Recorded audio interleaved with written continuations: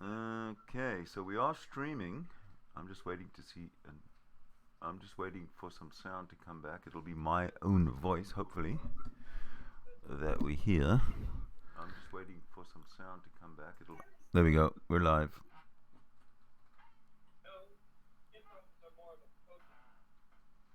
Hey, YouTube. Now it's just a matter of getting the word out. Welcome to the Sydney Winston show. Sydney wins. I can't say it now for some reason. Remember the last time you said sound test, say Sydney Winston, and you said, "Oh, you nailed it." I told you as soon as we're live, I'm not going to be able to do it though. Oh well.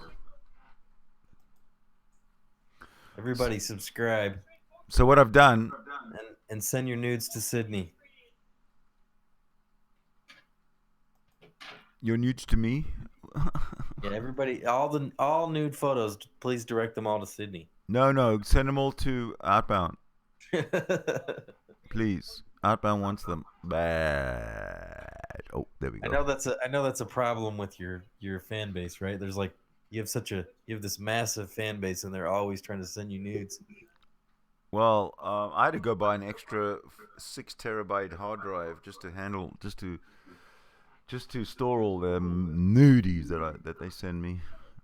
Yeah, we're still trying to catch up on the fucking server fees, fucking bandwidth from our web host. Damn.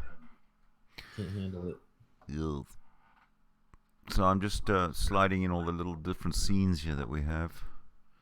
We've got this one here, which will show the YouTube chat window. If anyone decides to start chatting in there. And we got the hangout. We got the me.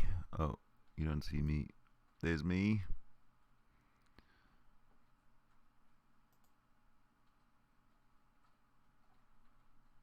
Oh, you didn't even see the hangout. Ugh. There's the hangout. Where we are in. Did you create this on the brand account or the other one? Brand. All right. I'm in here on the brand. Well, you're in here on the brand, or you created it on the brand?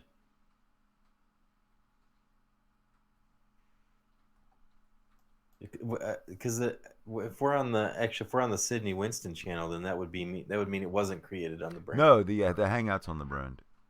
Okay, so this particular hangout's on the brand. The stream is not. Oh, I see what you're saying. So they're separate. So that means it's all safe anyway. Oh, I'd say so. Yes. That's nice. Anyway, we'll find out. When, look, if somebody comes in and tries to break the system, then we'll find out whether it's safe or not. So come on in, all you ne'er-do-wells.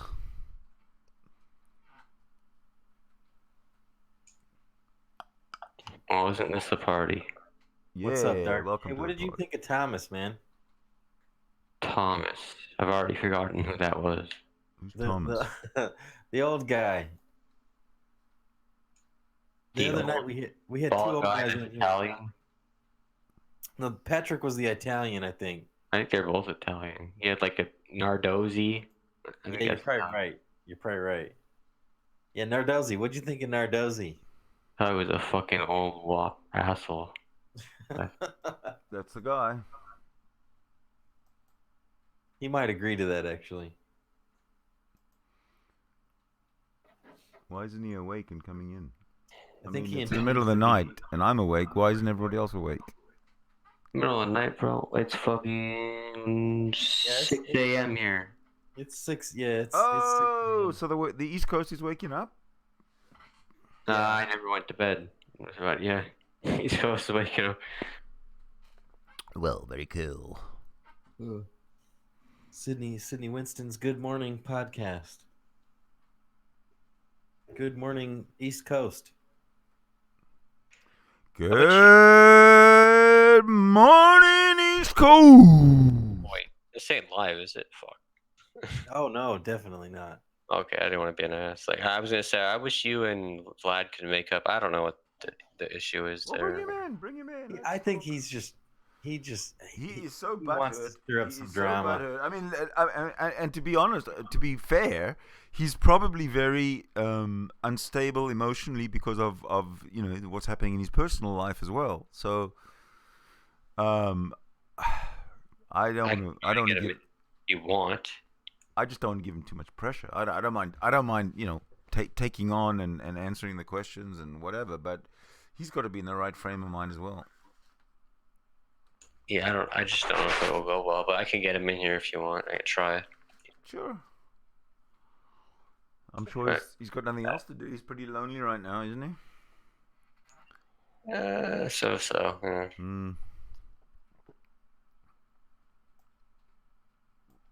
Anyway, I'll ask. He's probably gonna be like, "No, fuck that," but I'll ask. Okay.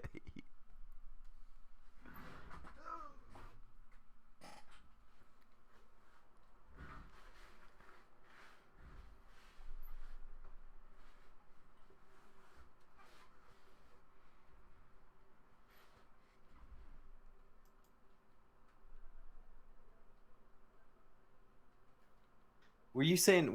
Did you mean you wanted fucking Sydney and him to make up, or me and him to make up? I think you're talking about me. Were You maybe. Were you in the hangout that I was just in with him? It didn't go too well. I thought it went swimmingly. It went exactly as planned. I knew he was gonna be mad at me because he already, I tried to fucking do a hangout without linking him to it, and I fucked up and got him the link anyway, I guess. And he come in because I wanted to talk to Sydney and get Sydney's side of the story, because Right. he's like I come back to hangouts, and fucking Vlad's here bad mouthing Sydney, telling this story. Maybe it's, what do I know? Maybe it's true, maybe it's not. And Vlad's like sniping him and saying, just don't talk to him. And it's like, I'm supposed to just believe Vlad and do what Vlad says. And, whatever. I'm not down for that. I wanted to get the skinny. So I talked to Sydney. I heard his side of the story, and again, like, how do I know who's telling the truth? Fuck. Maybe Sydney, maybe Vlad's right. Sydney's just spinning lies to me. I'm falling for it, hook, line, and sinker. Who knows? Maybe Vlad's the one lying. Maybe Vlad made that damn account. How do I know? I mean, it really doesn't matter though. Even if everything Vlad's saying is true, I still stand for what I said. Like, he should just confront Sydney. And he was like, he said, I already did confront Sydney, but Sydney says he didn't. I haven't spoken to him since Bryn. Which was before all that. Yeah. Oh, it was many months ago. And maybe Sydney's lying about that. Maybe there was a confrontation. I didn't see it. Did you see it? Did anybody see the confrontation? Because all I've seen him do is snipe and tell me to snipe and tell me to stay away from him. And I honestly, even if they had a confrontation, like, why are you scared to confront him again? Like, my thought is Sydney obviously bested you in that confrontation because you are worried about having another one. If Sydney's the piece of shit, then you should not be worried about that fucking conversation.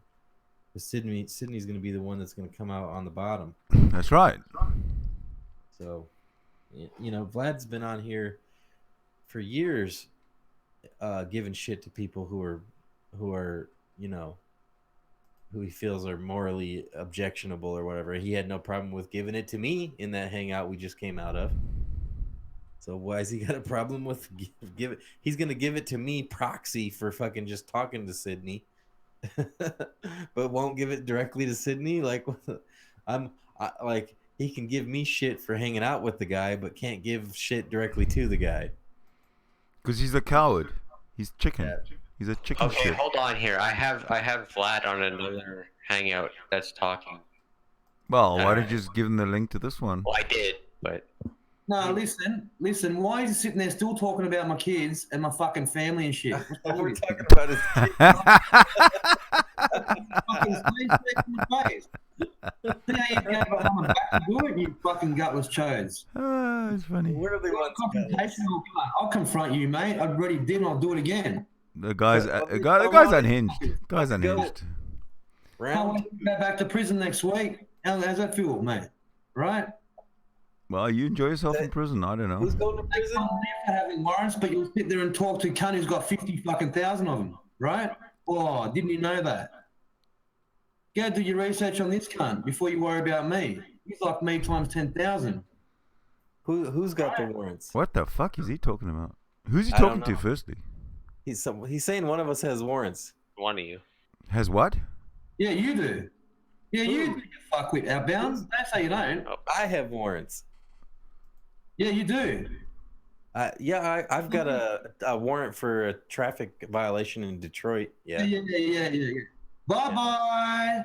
Mute. Get out of there, bro. I'm not going to talk to him anymore, okay? That's enough. See how they sit there and talk shit? Oh, and yeah. they're worse than Afraid to confront us. And you just, yeah, okay, all right. I can't handle it. I'm not afraid to confront him, but disconnect it. What the fuck's he doing anyway? Who's he talking to anyway? Yes, you fucking blew it the other day, right? Why don't you, since you know about my warrants, why don't you pull them up on the screen? Show them to us. It's not like it's a fucking big deal. I've run into police locally here many times, and I tell them right up front every single time I have the warrant. It's got a 50-mile pickup because it's such a small infraction that the judge over there won't authorize the payment to fucking extradite me. So I have to be within 50 miles of the city, otherwise they're not even going to do anything about it. And after I think after like so many years, that shit falls off anyways. It's just going to disappear. It doesn't matter.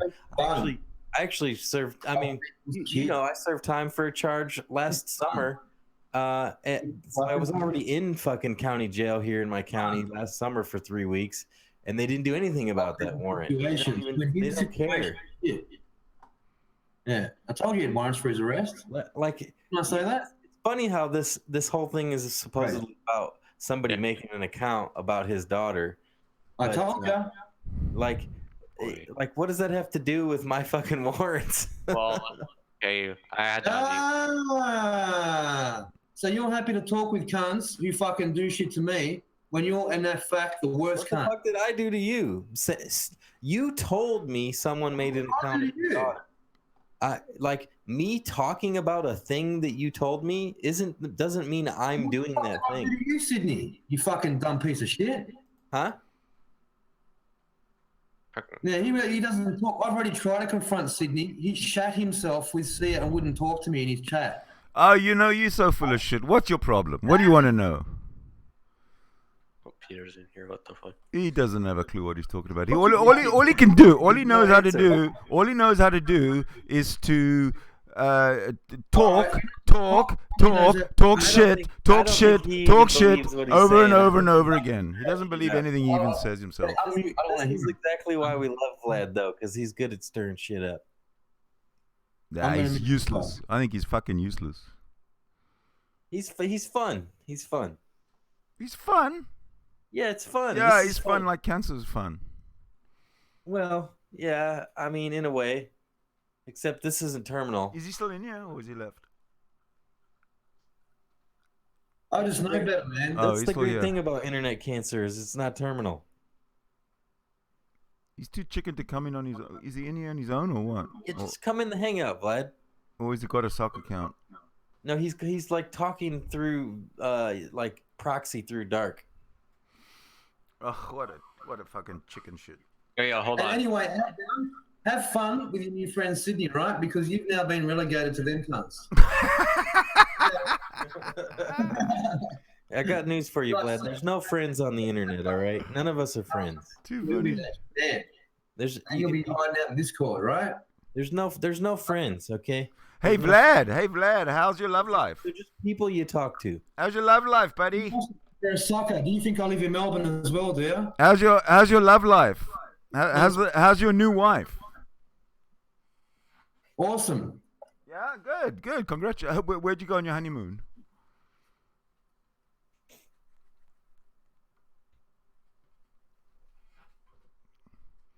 Oh, he must have lost his connection. Maybe, yeah. No, he I kind of lost my interest 6 months ago. Oh, he lost interest. Okay. he lost I think interest the in problem was Didn't start watching videos on mute. You can keep talking. No, I can mute them if you want. You don't want me to mute this shit? Both sides? Yeah, You I'll want do me it. to stop? Yeah, Okay, mute I'll stop. them and fuck out of there, man. Stop. Don't waste your time with these cunts, bro. I'm telling you, I was giving you good advice. Just look at it. He is so incensed, and he doesn't know what to do. He doesn't know what to say. He doesn't even know where to turn. Vlad, you got to protect him. His ears are sensitive, you know. No, okay. I'm not interested, man. Yeah, he I got had a fucking mad so meeting. So not interested that you fucking rambled it off to me like 4 times. You fucking keep going on and on and on about it. It's a big fucking deal to you, but you're not interested in it. I get it. You're so not interested in it that's how I found out about it, was straight from you, over and over and over again. Yeah, right. Okay, you guys done or what? How was fucking jail when your girlfriend put you in there outbound? Was it good?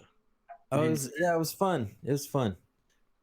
Yeah, it was fun. You enjoy it? Like in the movies. You So know. I heard the cops were called on you, or you called the cops, one of the two. Yeah, and they fucking, and you know what happened? They deported her ass. I don't, Vlad. I don't know why you didn't see like I get somebody making a profile of your kid is fucking like, it's kind of extreme and it's kind of a low blow. But Well, I tell you, when I saw that profile, I was kind of a little shocked myself. like this is the thing, right? This is the thing, right? For somebody to do that to you, for somebody to do that to you means that they're angry, right? Rule number one: if a chick, You're not even listening. I'm trying to. don't kill kids. This would have been something you needed to hear, but you just don't want to listen to it. I'm not interested in hearing fucking talking to an idiot like you. What are you? Nothing, man. Yeah, I know. I'm such a moron. I know. Well, tell us about the deportation. How did that all work? How did it all go down? We all know. Why do you keep mentioning it? I We don't know. know. We know. I Then don't why know. talk, bro, if you know. I don't know. Why? Why you You just keep said you talking? knew. Yeah. No, I heard that you said she was deported, but I don't know the details. Why? How did What they was it? catch her? She And wasn't besides, how did deported. she get in the first place? Gullible, man. How dumb are you, man? How did she get in the first place? I live in Melbourne. Are you that dumb? You actually think I live there because I put up the video to show. You're a We fucking. didn't say anything about where you What are you live. talking We about, didn't say Melbourne? Who cares details about about Melbourne? how you got deported. Yeah. Know that. It's like we're having 2 separate conversations. Well, I'm It's tethering. fucking- Hey, listen. It's fucking awesome to see you run around the ringers, right? But in doing so, I'm exposing your true characters. You Oh, get it? man. Oh, Exposing fuck. nothing. Point. Don't try guess and we're- puff up your own image falsely, because it's not going to work. We're gonna be banished from the internet, Sydney. He's exposed us, Sydney. Oh dear. We won't be able to fucking make a YouTube video ever again. What are we gonna do? Oh, I guess we're gonna have to start reading books or something. I don't know. You're gonna have to delete all the videos, delete the account, delete your fucking profile. Oh man.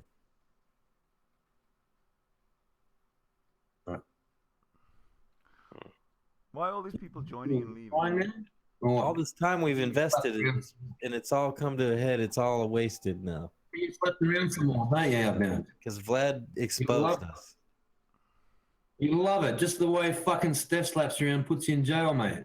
You sit there and cry to us, right? You want to tell him? Hey, tell Sydney about how much you cry to me and Bulldog. I know I did. I I know cried. all about that. Yeah, I was it was part hard. of that, but It was that's hard. not it. That's over. The thing is, that's over, and they've resolved it. In your particular situation, it's not over. It's not resolved. It was a big fucking mess from the very beginning. Laugh a minute. What a fucking laugh a minute. All right. Why are you putting fucking pictures of your daughter up on the internet? It's my fucking Facebook profile, man, with my family in there. You got a problem with it?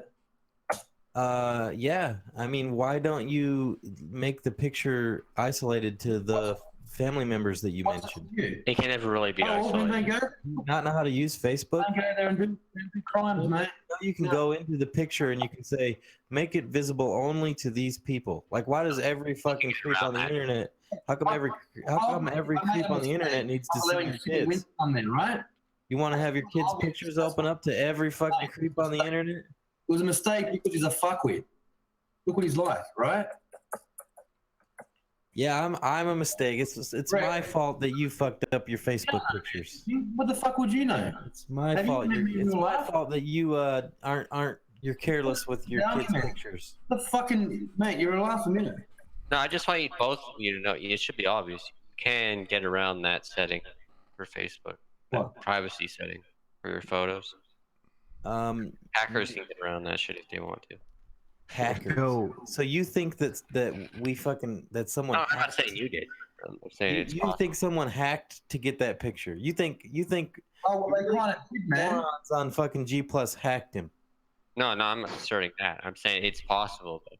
Oh, it's possible. Yeah, and those high level hackers, those guys that have like 6-figure income type skills, they're all over fucking Vlad. Rubens, right? No. They're trying to take him down hardcore. Yeah, right. Once you Not that hard to I don't fucking know how to. I don't know how to do that shit. I'm not saying that's me. I'm saying that's the type of skills you need. fucking talking shit. I'd like to see you get those fucking pictures off of somebody's page with their when they're hidden. I'd like to see that. Well, my point wasn't towards him. I'm just saying it in general, overall, like All right, Facebook. you know how to Yeah, but we're not fucking talking about in general. We're talking about a specific. name. I'll tell you how to. You get my username. You put in Facebook in the URL, the username in there, and then on the side in the top right, you can choose to fucking see the hidden content. That's how you fucking do it, bro. Don't you know how to fucking do it? I can teach you. Pull it up on the screen. Show us. I'm calling your bluff. Hey, give me $100 PayPal and I'll show you how to do it. Oh yeah, now the truth comes out. You really don't know how to do it. You're just trying to fucking scam $100 out of me. Go find out yourself, mate. I got trained, mate. You're fucking uneducated. You go pay for your education, or you can I pay know me. exactly how it works. That's why my fucking kids' photos are on there, but you can't see them. Oh, I could if I wanted to. Oh yeah, I'm sure you could. Go ahead, do it then. Get them. Get them. I'm not interested in getting him. Oh, I see. Oh yeah, I see. Well, how about pictures? How about pictures I have on there of me that are hidden? Can you get those? Probably. Of course I can. Let's see it. Do it. I don't think he could do No. it personally, but he I don't could. think he can either. I don't think he can either. As a matter of fact, I know he can't. Believe what you say or believe, man. I don't think anyone here. Crazy. Do you care what he believes? No, but I wouldn't be able to do what he's saying either. But Exactly. there are people out there Yeah. that can fucking. Yeah, but they don't give a. But those guys are skilled and they make money. They don't give a shit about Vlad. Nobody did that to What do you know? his picture. What do you know?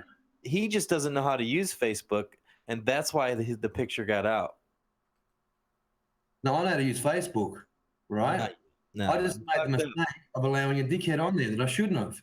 Yeah, exactly. So you, 'cause you Everyone's don't- saying. right, that's failure of using Facebook. That's what I'm talking about. So you admit that he's a cunt? Who, Sydney? Yeah. I don't know that Sydney did what you said he did. What did I do? What did I do? What did you say I did? You heard what the fucking conversation was. Don't play No, but stupid. what did you say that I did? He's afraid to say it to I'm gonna mute, man. All right. you. So, whoa, you're going to accuse me of something and then not tell me what I'm accused of? What are you, fucking yeah, Franz Kafka? Man, I'm not That's playing this classic. fucking game. I'm crazy. I'm done. I'm Okay, gonna watch YouTube okay. All right, videos. bye-bye. Bye bye. Oh, that's so fun. Fuck. See, he's fun. I like Vlad. That's He's exactly why we okay. keep Just him that he around. doesn't listen. He's like one of these ADD type people. Yeah, well, if he did listen, he wouldn't be any fun, you know. But anyway, he refused to listen to anything right now. All he wanted to do was preach. I think Yeah, I tried to give him a golden nugget there for a second. Did you hear it? yeah, but he's obviously out of his league here. This is the thing. Whoever made that fucking picture was triggered. Oh, absolutely, absolutely. They're mad about something, and I can't say exactly what it is. I could guess, but that was an opportunity for Vlad to fucking zero in on whatever they were upset about, and he could have fucking played them like a fiddle. Could have, but he dropped the ball on that one. He could have, but he didn't. Yeah, he drops the ball a lot. The thing is, he's so involved in himself that he doesn't see anything else, anything that goes on around him. Yeah, I mean, I could be. I don't know. I'm still wondering if he's just stirring up drama. I mean, didn't you hear what he just said about Bryn? Like he was all mocking. Ha! They deported her. Ha ha ha! It's like he's got no emotion. He's an emotionless person. Well, I don't know about that one. I mean, you know, he, according to him, that girl was not necessarily so honest in that fucking story either. But I don't know. Absolutely, she wasn't honest. But we all knew it. I haven't heard her side of the story. All knew it. We all knew it. But yeah, I mean, that's another one that it's. I wouldn't say we all listen. All of the minions of Bryn and Sasha, they all followed and kind of hid behind their skirts, like the whole, all the bullshit crew, like Luis and Yesenia and Zipraz and that whole circus. All they did was support Vlad and Bryn, no matter what they said. Even if they said the most outrageously racist, disgusting things, they got support. So fuck that. I don't really know who made the account. If you did it, if someone else did it, talking about Sasha's little cunt account. Yeah, I mean, I could take my best guess as to who did it, but this is the fucking internet. How the fuck would I know? And like, he wants me to take sides, and I was trying to remain neutral. And it's just like, what if Bryn had come to me and told me her story about him, and it was all bad, and it was like, don't talk to him, snipe him, block him. What if I'd have followed? Like, that wouldn't be fair to him. I'm sure if I heard her story about all that, he wouldn't come out fucking golden. So he doesn't come out golden no matter what. Same thing, same thing in that situation. I can take my best guess at who I think is wrong, but really in the end, I'm not going to take sides. I'm not going to fucking try to shut down the conversation or boot anybody or like, Right. That's between them. They need to hash it out. And fuck, that would be entertaining. They should do it, and it'd be nice to see it. Maybe they already have done some, but I must have missed it. I'd like to see that. It probably would be funny. But yeah, I mean, he should have been having that out with you. Like, he's trying to fucking bring me in the middle between me and you, or between him and you. And it's like, I don't have nothing to do with that shit. What the fuck? Well, the thing is, he's blinded by his own rage right now. His which, anger is blinding him. And I can understand, wanting to take aim at the person who did that, like making a page saying that your daughter's a cunt with a picture of her. It is, even if it's not her daughter, even if it's not his daughter and it's a fake picture. It is in bad taste. It is in bad taste. Absolutely. Yeah, it's still a cheap shot. It's not something I would do, but and it's not something I would do either. But it's obviously something that I would be accused of doing. Yeah. And in which case, Vlad the person who's accusing me has lost the battle because. It's deserving of retaliation for sure. I would say that, but sure, whatever. But don't retaliate against me. If you want to get to the bottom of it. Well, and I mean, you know, if he thinks you made it, like I could see him wanting to aim his retaliation at you more than me. Oh, like, absolutely. Why is he bringing me in the middle of it? You know, because he's so convinced that I made it that if you talk to me, you're. I know that's so fucking weird. That's what I'm saying.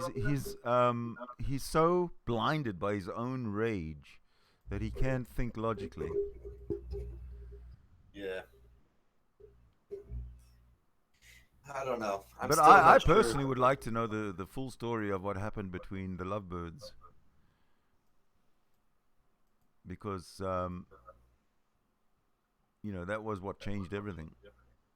I mean, I'm trying to remember what he said to me. I think the gist of what I heard from him was just that she fucking went nuts and got violent and the police were called. I don't even remember who he said called them, but or no. Yeah, but why would she get violent? No, Come on. He said she called him and tried to have him thrown in jail for hitting her, but he said that he didn't, and the police took his side and shipped her out. I don't see Vlad as a violent person in terms of smacking on women and stuff. So I believe that he did not hit her. Yeah, I mean, I don't know. Maybe he did, maybe he didn't. But the fact that I've been through that shit myself, so I tend to believe he didn't hit her too. Yeah. And he doesn't have, to me, he doesn't seem to have that past, that history of violence against women. You know, he might fuck them around and lie to them and this, that, and the other, but he doesn't strike them. He doesn't violently attack them, as far as I know. I tend to take his side on that one too, but still, like, really, we don't know. We weren't there. Right, but knowing Bryn the way we know Bryn, the way I know Bryn, I would say she's the fucking psycho. And I don't think Vlad's particularly psychotic. He's confused and he's lost and he's immature and this, that, and the other. But I don't think he's violent, unless it's with the police. He does have an arrest warrant outstanding. He does. Mm-hmm. He's got a warrant. Yep. That's why he can't go back to New South Wales to. And he's picking on me about my warrant. Yeah, he can't go back to Sydney, to New South Wales, because that's where the warrant is valid.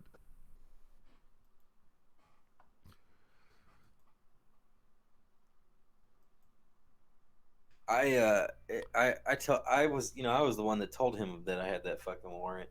Yeah, and also it shows you that he's not the kind of person who faces up to his problems. He's got a warrant, and he's not. I can't really say much about that. I haven't taken care of my. Actually, I tried to. You know, I mailed that fucking court a letter. Actually, a couple letters. I pleaded with them to let me just, plead guilty over the mail and just pay the fine. And they said, no, you have to appear, and it's fucking 240 miles away. You know, why didn't you just pay the fine and they won't let me. Yes, of course. Bullshit. If you send them a check, I have to show if you up send them a court. check, excuse me, if you send them a check and they deposit the check, there's no amount though. I haven't been sentenced. I have a hearing that I have to appear. Yeah, before. but the original amount. There's no original. You said hold on a second. What was the charge? The charge was driving without proper registration and under a suspended license. Oh, that's a crime. Yeah, but it's not. I mean, it's rare that you get jail time for that. It's a traffic offense. It is a crime, but well, it's until you barge into a crowd of people or rear end somebody. Yeah, no, I didn't do any of that. I know, but this is the thing, right? I was working for a company, and my boss put the wrong plates on the wrong car. She switched them, one to the other. So that's what the proper registration was. And then the driving on suspended, I didn't even know my license was suspended. I owed some money to the state, and they suspended it for What non-payment, did they stop and you for, though? What did they pull you over for? they mailed me a notice that it was suspended. But I was out driving across the country working. I was not home to get the fucking mail. Mm. They didn't stop me for anything. I went through customs at the fucking Canadian border, Yeah. and they run your license. Yeah. So Are you going? You're coming back from Canada? yeah, Oh. and and they found the suspended license, and they checked the fucking plates, found the plates didn't match. My boss had the right plates, but she put them on the wrong fucking car. Right, but why wasn't that fixed up with your boss? Like, why didn't your boss? I would have to appear. That's what I'm like. Look, this is the thing, right? I could have, like, the suspended license. I had to take, right, either way. Yeah. And the plates thing, I probably could have got out of it had I just taken in the documentation and said, "Look, this is what happened." Right. They probably would have let me off on that. But the thing is traveling 240 miles across the state to do that to me is not worth it. Like, I wanted to just, like I said, I mailed him a couple letters, and I was like, can I, just let me plead guilty to all of it. Yeah. And whatever the fine is, I'll just fucking tell me and I'll pay it. Right. And they said no, they wanted me to appear. Idiots. So, I mean, I have a hard time thinking they'd give me jail time for those offenses. I've had driving on suspended license tickets before. Yeah. They usually don't give you jail time for that. Usually, like, what happens is driving on a suspended, they usually fine you, and eventually your license gets revoked. And then after it's revoked, if you drive, then they throw you in jail. Because the suspension is temporary. A revocation is permanent.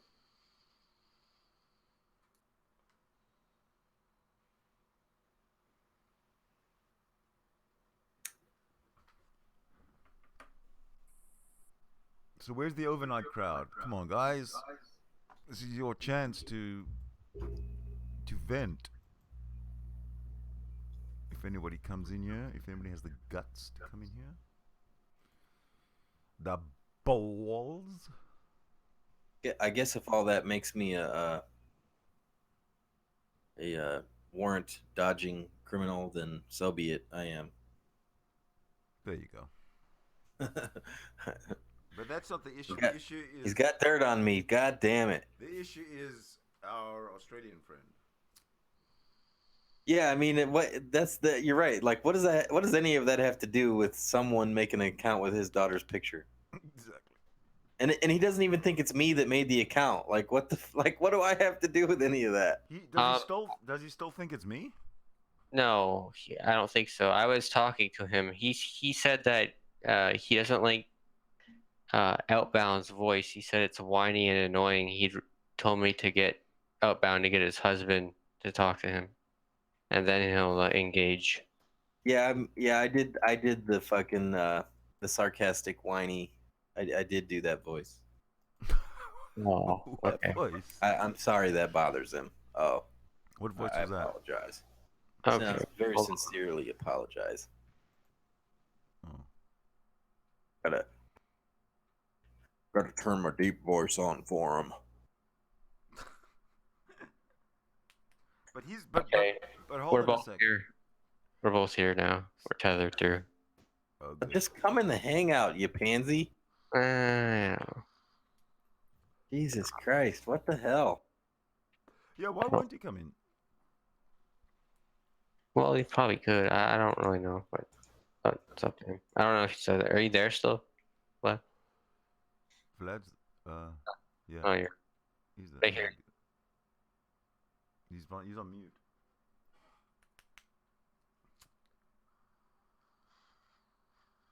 Me or someone else? Oh, I already said my 24. Yeah, but you're. He can't hear you. What? Who? You don't want to talk to him? Okay. Outbound, why do you sound like a 15-year-old?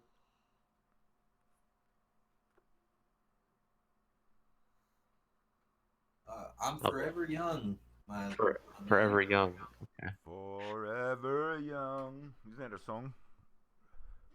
and, Yes. and the movie.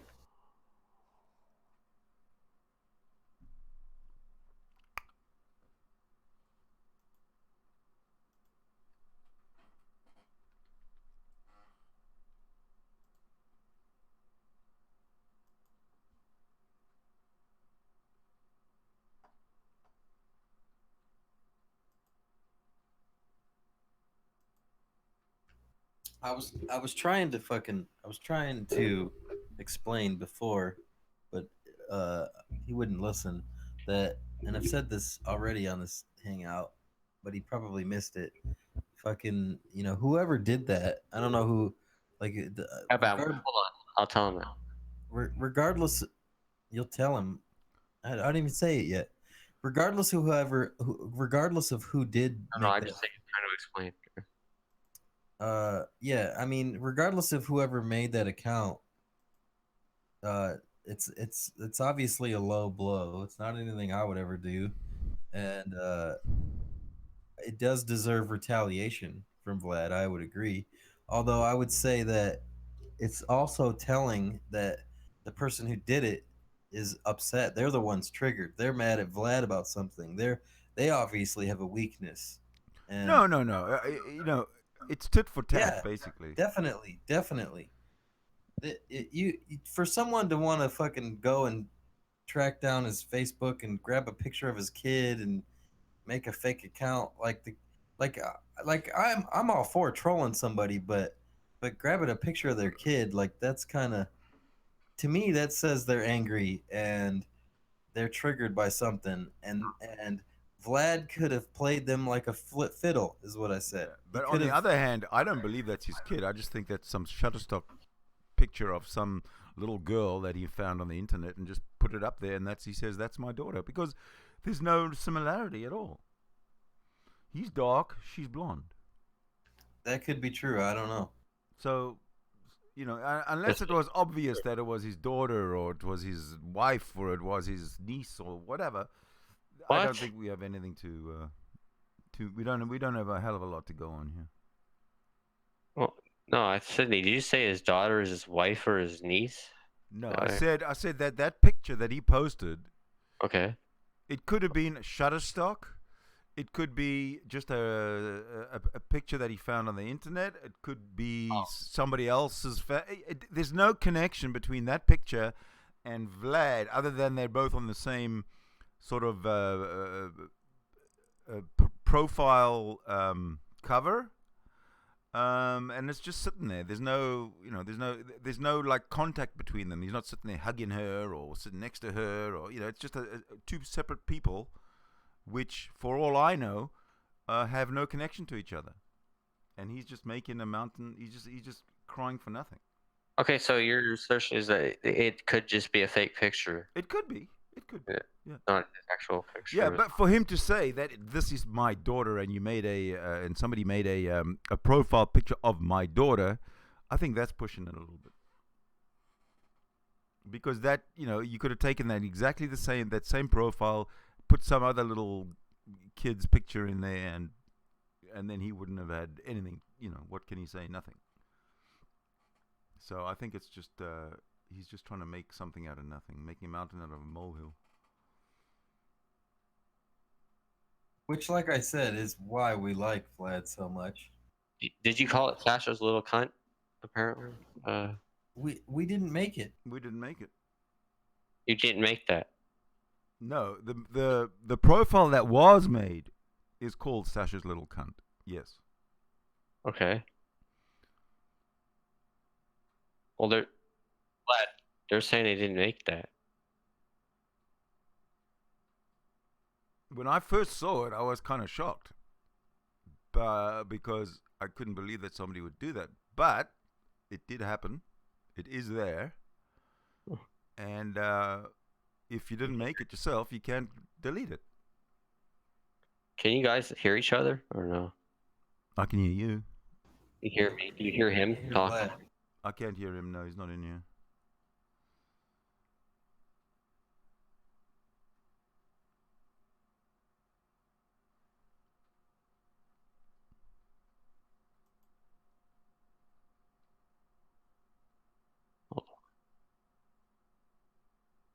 Yep.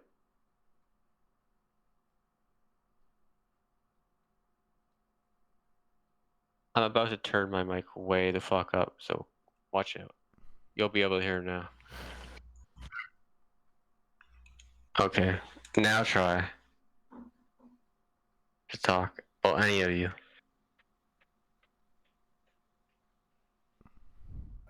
Okay. Is it better? Well, I'd say so. We can't hear anything. Before, we heard him clearly earlier. Yeah, but he's not talking.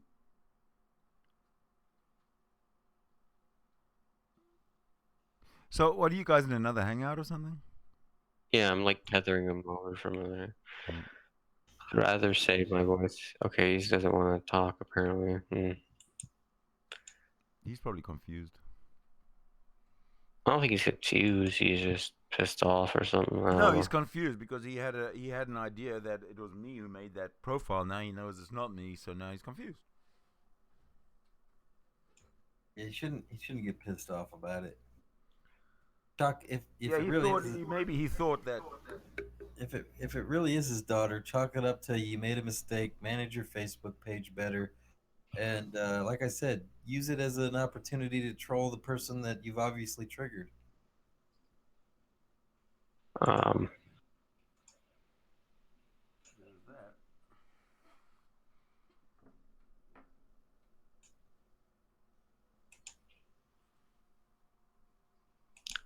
I don't know, bro. I mean, if you wanna settle this, now's the time.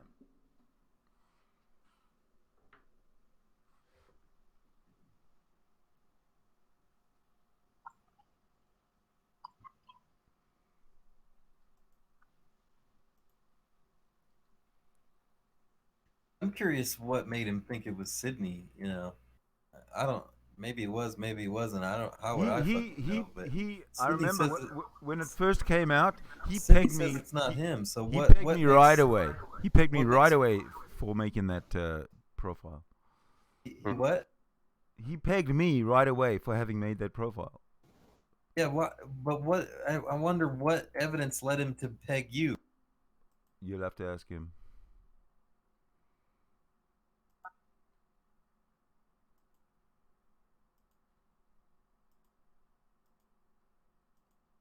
It's so hard to tell who makes like. I mean, it's one thing when somebody uses the same profile for a long time. You know, kind of get a feel for who's who. But like Can you not? some random new made profile that's just in a chat. Like, how the fuck I do you hear- know who made it?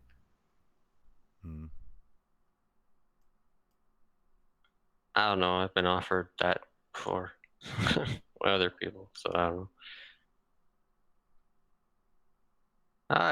Who doesn't? But I mean, some. You're having a one-way conversation there. Yeah, now we're Well, gonna I'd like not to. But now we're listening to their conversation, but only I one I side of hear it. you guys too. I'm trying to get you. We can't hear Vlad, but we You can't hear him at all. No. How many No. people are in your hangout anyway? One, just Vlad, me and Vlad. I turned my. Well, he doesn't have a voice this way because we can't hear him. I don't know. Maybe it's. I don't know. Okay, well, you don't. You don't want to talk to these guys or what? Obviously he doesn't, or he would just come in the hangout. Exactly. Okay, fine. He's just pissed off that he can kick us out. The proxy shit is just silly. Okay, here's what you guys. Yeah, that's fine. He doesn't have to. I don't know. He doesn't want.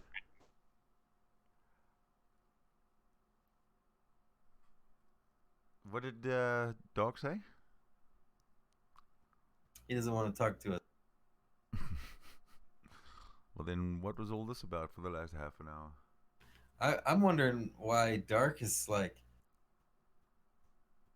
Like Dark seems to want to repair things, I guess. Who is Dark anyway? I don't know who that guy is. He's Dark. I don't. Is that Flip? I don't ever know what to say about when people like who is insert name.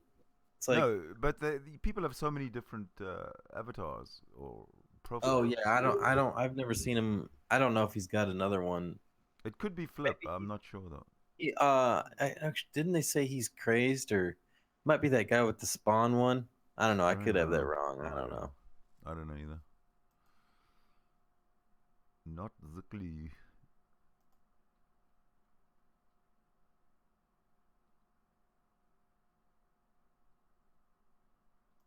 Oh, there we go. Let me share.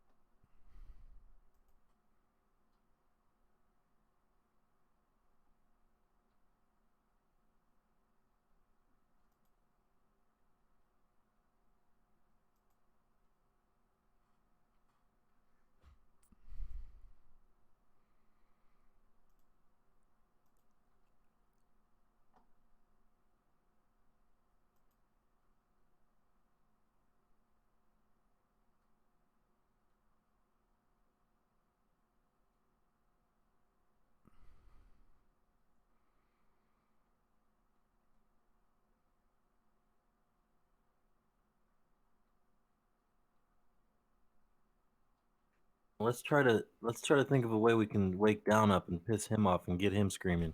Oh, he's gone to sleep. Wake him up.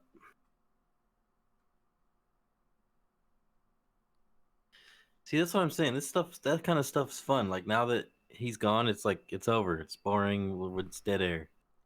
Well, that's because we're not doing anything proactive, like reviewing some stupid video, like we could be doing, say, by John. Yeah, Gescheller. I mean, John Gescheller, he provides an incredible amount of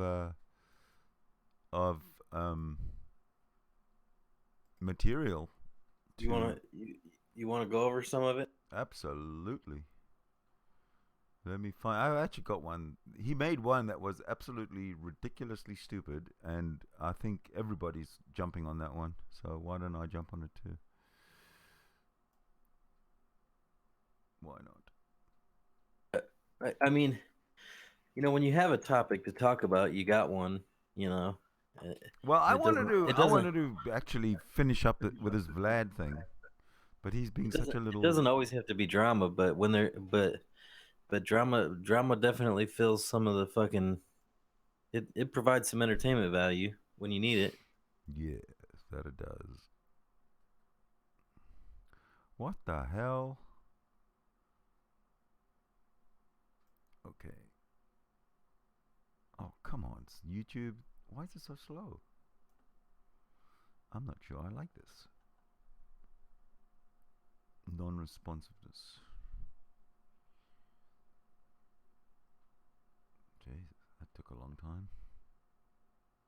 All right, let's go and find him.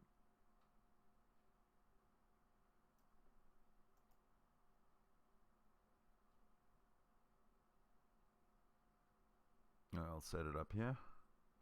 If I can find it. If he hasn't taken it down from being so ashamed of his own videos.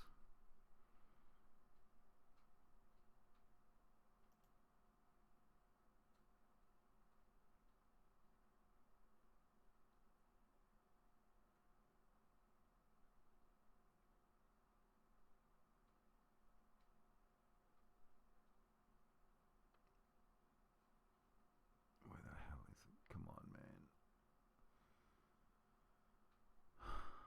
Maybe he's taking it down.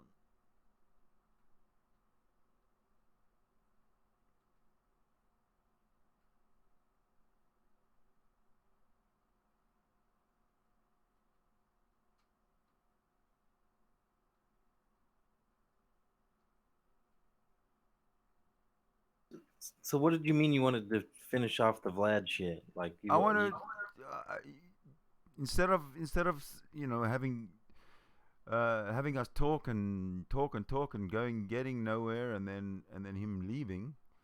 I just wanted to come in here. Let's listen to each other and put everything on the table. And if he doesn't believe, he doesn't believe. I can't force anyone to believe anything, but at least put it out there. Put it out there.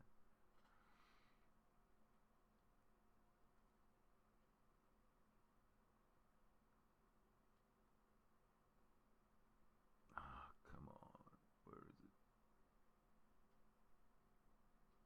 it? It's when he made a video about Noah's flood, and he said no one drowned in Noah's flood. So I'm looking for that one. It's like the dumbest video you've ever seen, and I have an idea because it's so dumb. He seems to have taken it down.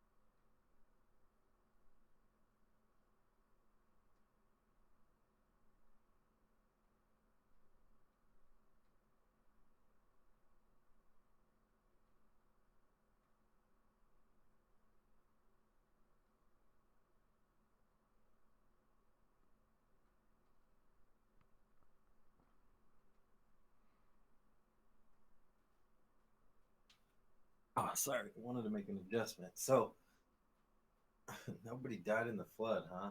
Yeah, I'm looking for it. So he's saying that the Torah is wrong? No, listen, no. He has the most perverted, convoluted, irrational, and downright stupid explanation for his conclusion. And he must have taken it. It really was probably one of the dumbest videos anyone's ever seen. And I can't find it. Leads me to believe he's taken it down. But hold on.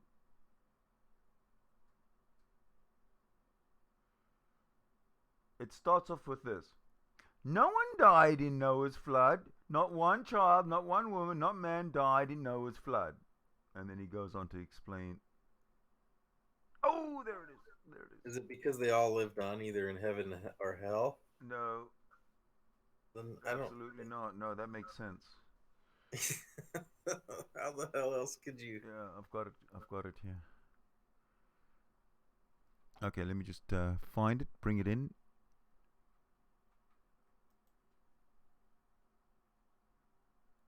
Oh, I think I found it. Yeah. Oh, Let me get rid of that and then do that.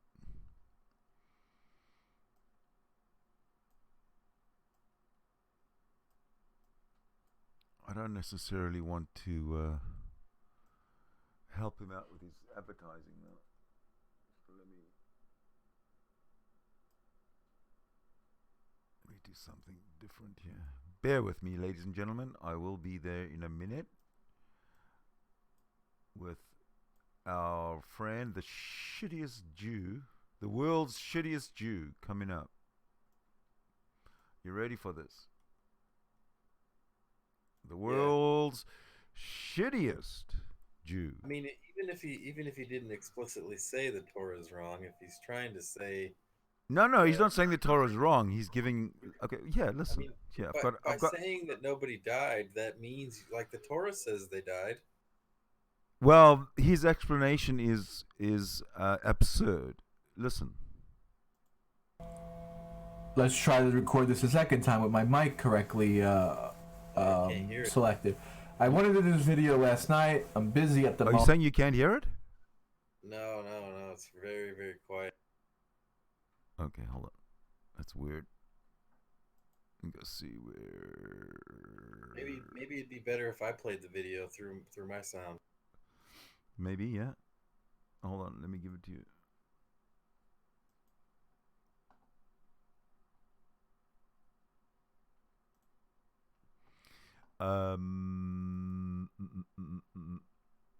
Are you on your laptop? Yeah. All right, I was gonna put the link in the internal chat here. All right, let me get my sound set up properly here.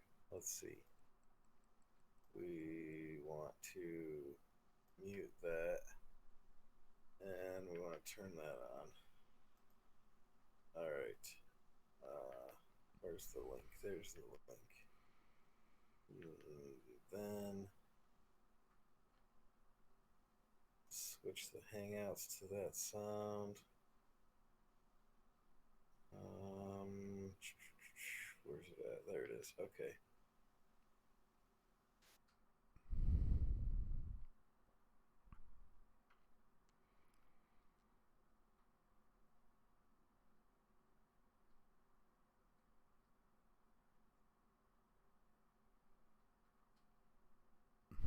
How far have you gotten along with it? Ah, there you go. Okay. Do you hear it? Put in theater mode. Can you hear me? Yeah. And you didn't hear the video? No. Oh, I think I know what it is. And put your video in theater mode, please. Okay. Hold on just 1 second. I'm going to start it over here because I think oh, that's what it is. Yeah. All right. People running their mouth. I'm so sick of hearing about Noah's flood, Noah's ark. God killed all the babies. God killed all the pregnant women. They drowned. Everyone drowned and everyone died. The fact of the matter is, not one person died in Noah's flood. That's a correct statement. Not no one died in Noah's flood. Noah's flood, God put the entire world, the entire planet, into a big mikvah. That's what happened. God let the upper waters come down, right? Because in a mikvah, you have to have natural water. You can't just take a scoop water and put it in a tub and then go into it. That's not how it has to be. It's to be natural. It has to be. What happened? Has to be from heaven, so the upper waters came from the lower waters and submerged the entire planet. The entire planet was put in a mikvah. Mikvah. You don't die when you get in the mikvah. You don't go. What is a mikvah? Why does it say end of all flesh and all this other terminology? What is a mikvah? What's the purpose of a mikvah? A mikvah is to be cleansed. It's to be purified. Okay? Or in another sense, it could be in a sense, it could be born again. You go in a mikveh to convert. You go in a mikveh to, to remove tameh or impurity.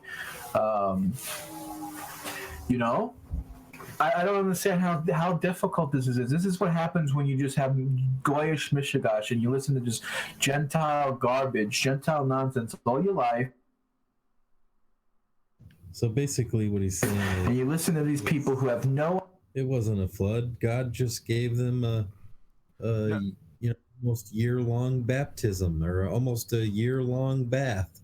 Yeah, no. What he's saying is that there was no flood. What he's saying is that the way the earth is or the way the world is constructed is that there's the world and then there's this sort of cover, right?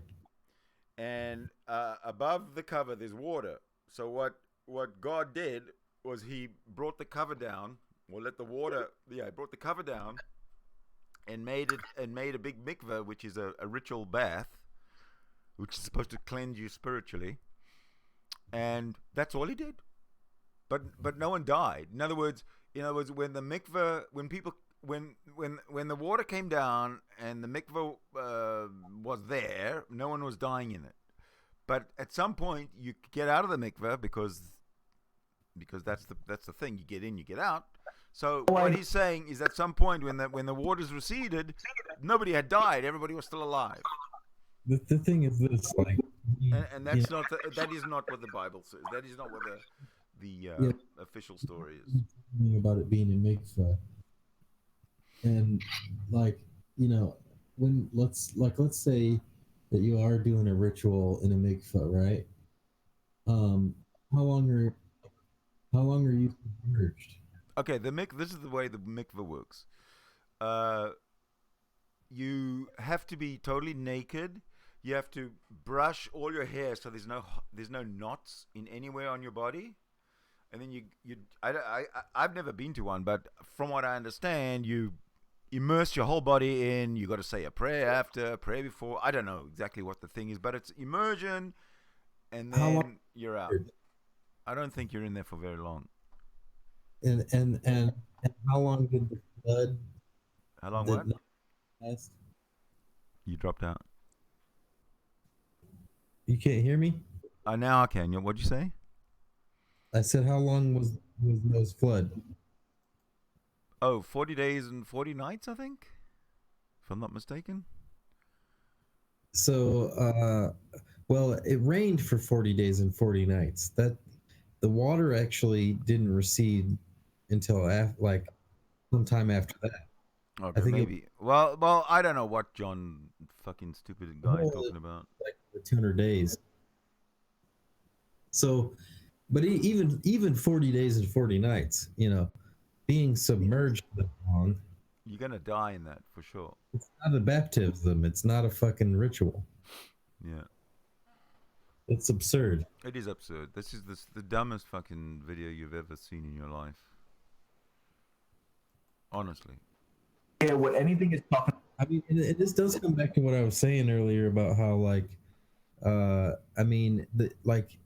guess he's not. I mean, the Torah pretty much claims that the people died. That's why God made the rainbow to promise not to fucking kill people again. And so he's basically saying the Torah is wrong, and he's like adding parts to the Torah that this is a mikveh or however you. Okay, that's the first thing.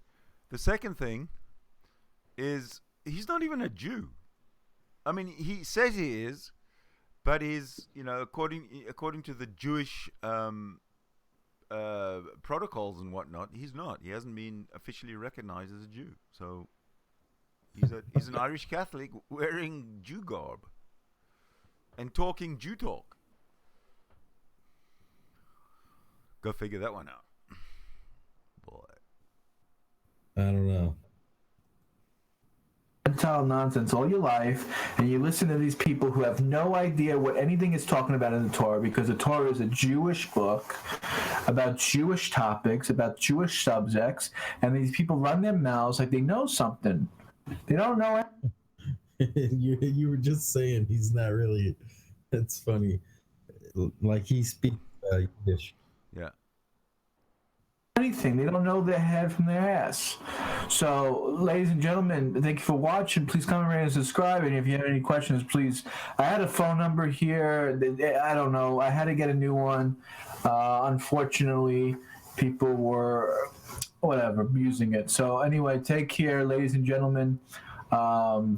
You posted Yeah. a number of Take care. Peace. Used it? Who would have thought? What's that? I said he posted a phone number on the internet, and people. He posted a phone number on the internet, and people abused it. Who would have thought? Yeah, you know, because he says, "Call me." He posts his number. He posts his Twitter. He posts his what they call it, PayPal. Oh, so did I.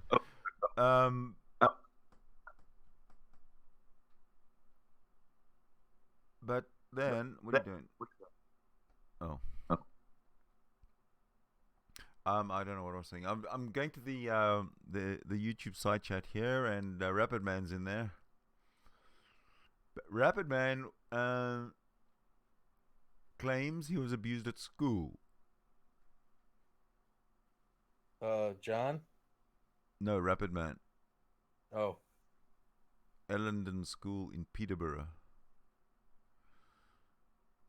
Now, what kind of abuse? Oh, his bum still hurts, which means he got flogged. He must have been a bad boy. Got flogged. I don't think that's what he means. Well, that's what it has to mean, because that's the way everybody, in my day, people got caned. And then your bum hurts after you get caned. So what the hell is he still talking about? I've heard this story about Rapid Man before, and I have a feeling that he's referring to some penetration. Ooh, he must have gone to a Catholic school.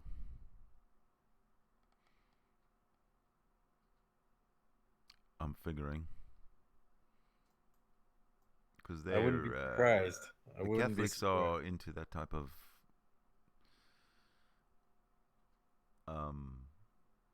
shenanigans, I guess.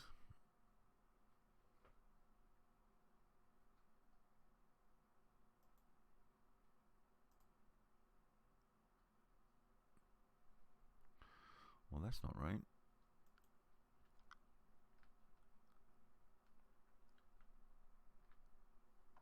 There we go.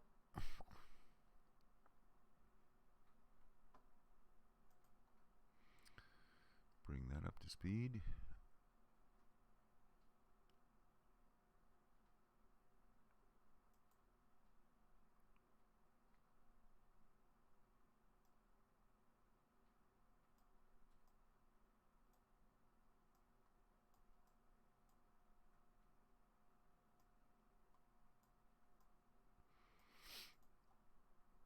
That's it.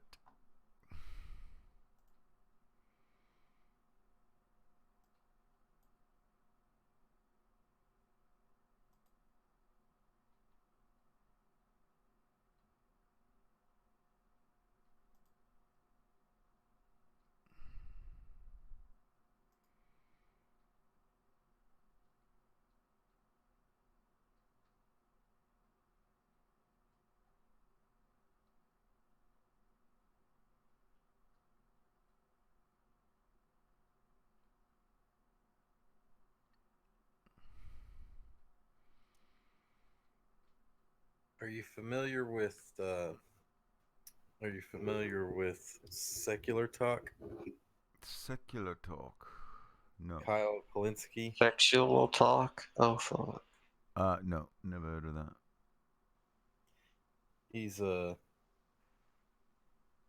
Democrat, but he's got this video that says Pope Francis says hell isn't real. Would you be interested in seeing that?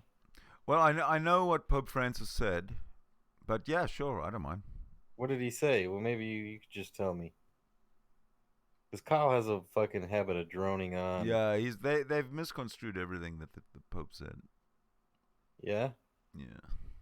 But anyway, yeah, let's watch it. If you can, if we can also get a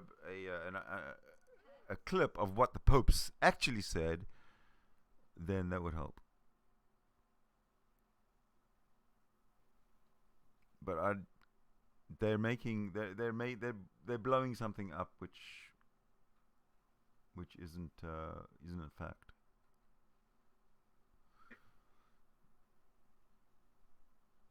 I mean, if the Pope had said there's no heaven or hell, he wouldn't have been incorrect. It would have been just. Sorry about I'm getting feedback from you, bud.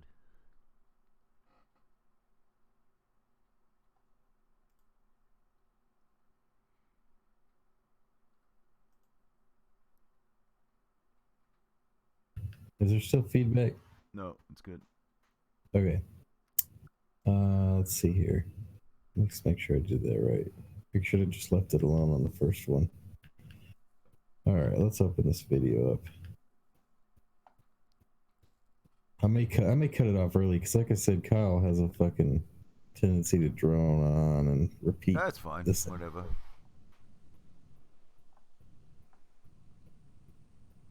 Oh, this guy, I know who he is. I've seen him before. I was raised Catholic, so What's going on? I don't know. But this is a pretty hilarious story to me. Pope Francis reportedly denies the existence of hell. Vatican panics. Okay, I don't, people have made this point. Okay, he's a more progressive pope, but still overall he's not really progressive because he said some fucked up things about a variety of issues. But yeah, every now and then he drops a bomb like this, like on homosexuality. He said, like, who am I to judge? That's pretty funny that he's supposed to be like this rigid religious leader, and he's like, whatevs, bro, who am I to judge? But on hell, even I was surprised by this one. And what do you say about atheists? Like, oh, they can get into heaven or something like that. But now he's saying, now he's denying the existence of hell. Now, I got to give you the backstory of this. It's a little more complicated than that. Apparently, he was doing an interview with like a well-known atheist reporter. And the way that this guy writes the interviews down is he doesn't do it verbatim. He doesn't take notes while Pope Francis is talking or while anybody's talking, whoever he's interviewing. He has a conversation with the person and then later on tries to remember what they said. Seems a little questionable. Seems like this guy does have an agenda, and it seems like the way he writes down his reports that's just not trustworthy. It's just not. But at the same time, what's interesting is Pope Francis, and they point this out in the article on Vox about this, Pope Francis has repeatedly done interviews with this guy. And this guy has allegedly, in the past, kind of misquoted him. But Pope Francis keeps sitting down for interviews with this guy. And so the theory is Pope Francis is significantly more, progressive than the traditional Catholic hierarchy, for sure. But he knows the limits of what he can get away with and can't get away with. So what he's doing is this thing that leaves him plausible deniability, where he goes to this atheist reporter who will write down for him and quote him what he really believes and what he really wants to say. But then when that reporter releases this to the public, the Vatican turns around and goes, whoa, why, I never. No, of course hell is real. Absolutely. And then Pope Francis goes, oh, he misquoted me. And then, it's a way for him to get out there the progressive ideas that he wants to get out there, while at the same time being able to turn to the establishment in the Vatican, because the Vatican is a bureaucracy like any government. And if he loses standing in the Vatican, as in the other, whatever they're called, bishops or higher ups there, where they're like, we don't have faith in this guy anymore, that's bad. So he wants to be able to say the progressive things without having to own up to it. He's repeating himself already. Yeah. What do you think? You think the Pope really intends that? Well, let him finish. Really? Yeah, maybe he'll say what the Pope actually said. In the sense that, it goes down on the historical record and the Vatican cops to those ideas. Like, the Vatican is not just going to come out and say, hell's not real. So he wants to get that idea out there.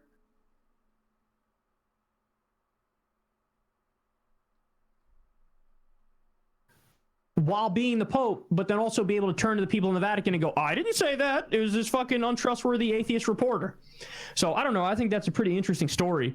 And it shows you how the Vatican works in the same way like a fucking government would work, and the same way any bureaucracy works, where the guy's trying to play this game, almost this Machiavellian kind of tightrope walking where he's calculating every move. So let me give you what this reporter says his exact quote was. He says, "They are not punished. Those who repent obtain God's forgiveness and take their place among the ranks of those who contemplate him. But those who do not repent and cannot be forgiven disappear. A hell doesn't exist. The disappearance of sinning souls exists." So in other words, if you just stop existing when you die, if you didn't, turn your life over to Jesus and repent. But if you did turn your life over to Jesus and repent, then you go to the nightclub in space, which is heaven, which is, you and Jesus and Elvis hang out on clouds and shit and have a good time. It's so silly how like the progressive version of religion is like, okay, let's make the fairy tales less fucked up. Like, we're still gonna have fairy tales, let's be honest, but let's just make them like more happy-go-lucky. Or you could reject the fairy tales completely. Here's my hunch: when you die, you stop existing in both cases, whether you repented or whether you didn't repent. You just stop existing. That seems to me to be most likely. If you look at the world in 1987, I didn't exist yet. I was born in 1988, January 31st, 1988. So exactly how I felt in 1987 is how I'll feel the day I die. After I die, it'll feel like I felt in 1987. I don't feel anything. I just don't exist. So, I don't know. I guess that idea scares a lot of people. So they don't want nothingness forever. But if there's nothingness, there's nothing to fear, because there's literally nothing there. So there's nothing to fear, because fear doesn't exist, because you don't exist. So I don't know, but there are people who are scared of that idea.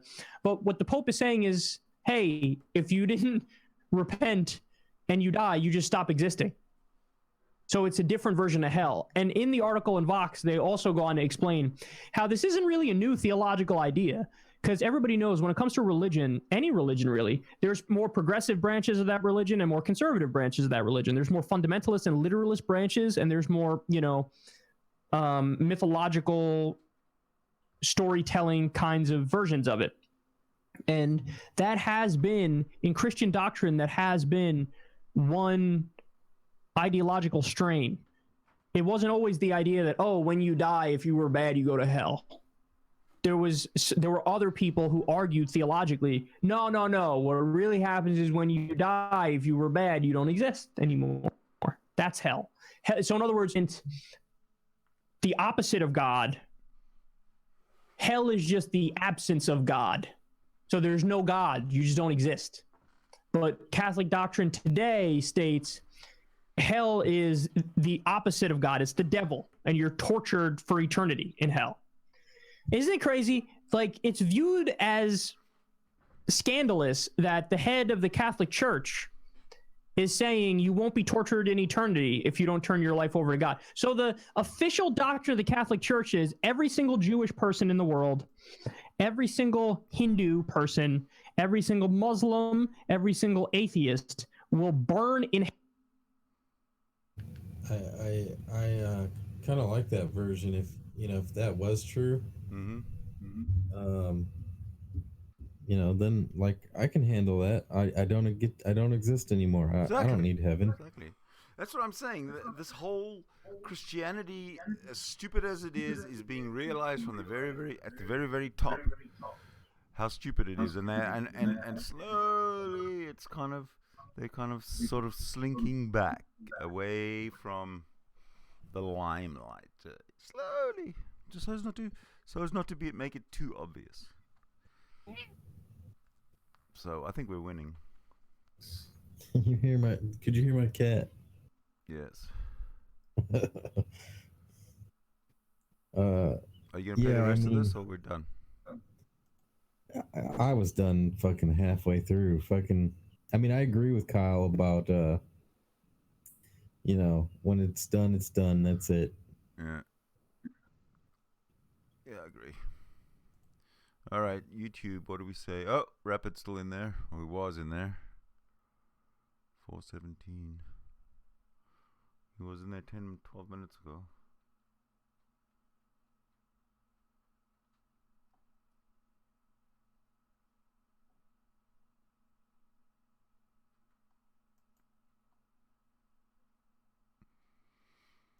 Back to the hangout.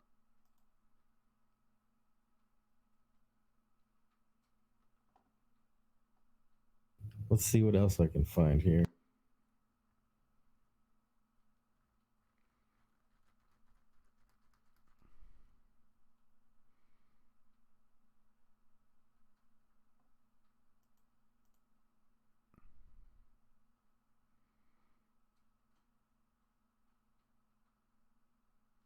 Well, you can't go wrong if you take a Gisela video.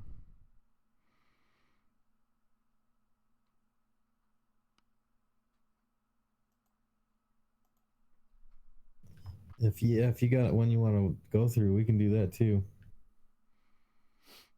Well, sometimes you just take the latest one and listen to that. Which I'm going to try and do. Here's another one from Kyle, and it says, masturbation is homosexuality from a fundamentalist lunatic. Well, there's no point in listening to another atheist. Just so we can agree with him. Well, he's yeah, I mean, we don't have to. He's talking about a fundy though. Well, I'm gonna just try and see if we can get this John. This one. Oh, there he is. Hold on a sec. Hold on a second.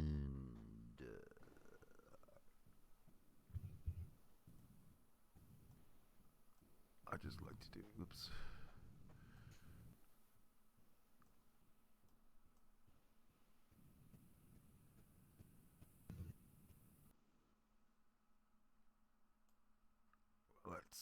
We can't see his big thing on his head. We want to be able to see that. Fuck. Ah, there we go. I think we're getting there. John. Causing me problems here, buddy. All right. There we go. All right. I hope you having a wonderful day. We're getting right back into it, back-to-back videos. I'm all strapped in. As you can see, I'm all strapped in. It's probably, this is, probably direct the sound to your stream. My muscles here. I got the muscles wrapped and ready to go. Let's strapped in. Sometimes you have to be strapped in. Subscribe, comment, and rate. You know what to do. Sometimes you need to get buckle up, buttercup. That was slightly louder, but I still can't make out what he's saying. Spiritually protected here. We're wrapped up. Now I'm hamming it up a little bit, but I hope. How can you not hear what he's saying? I don't get it. Well, when you go into Hangouts and you pick your settings and you pick your mic, like you're picking your mic. You're not picking a sound that includes your mic and the video coming from your browser. That's why I use that sound mixer I showed you, because it allows me to put it all together, and I can put it all together and put it out my speakers, or I can put it all together and put it out my mic. But I'm not putting it out through my mic. I'm putting it out through my desktop. Yeah, that's what. But you see, I hear your mic, so it needs to be put out to. But if I'm streaming it through the Hangout, how can you don't hear it through the Hangout? I'm in Hangouts, and in Hangouts you have a setting thing where you can select the mic. Yes. And that's what I hear. Whatever's going into that mic, that's what I hear. So if you don't have it set where the sound from that video goes into the mic, then I'm not going to hear it, because the only thing you're sending to me on this Hangout is that mic. Now, I mean, if you want, just post the link in the thing again. I'll play it. Well, yeah, but what if you're not here? If I'm not Actually, here, if you're not here, it doesn't matter, because if I'm not here, the people on the YouTube can hear it. Yeah, I'm sure they just can. you can because hear. it's going out to Oh, YouTube. got it. All right. It's just not coming to me. Yeah, All right. Let's see. I'm sure they hear it. Got it. I got it. Let me see if I can fix it. Yeah, sound is a bitch to get. That's like the sound is harder to get right than the video. It's true. Especially when it starts feeding, you start getting feedback, and you're like, "Fuck, how do I do it without the feedback?"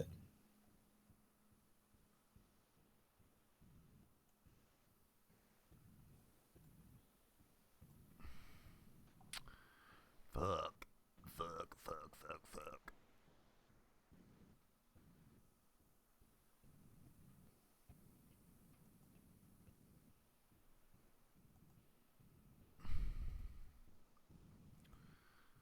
Man, why do they make things so fucking difficult for us?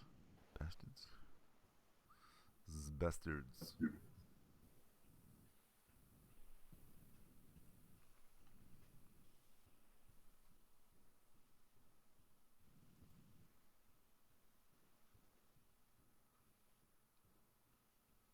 Sounds. Playback. I just have one playback. I don't even have anything else to. I don't have a choice.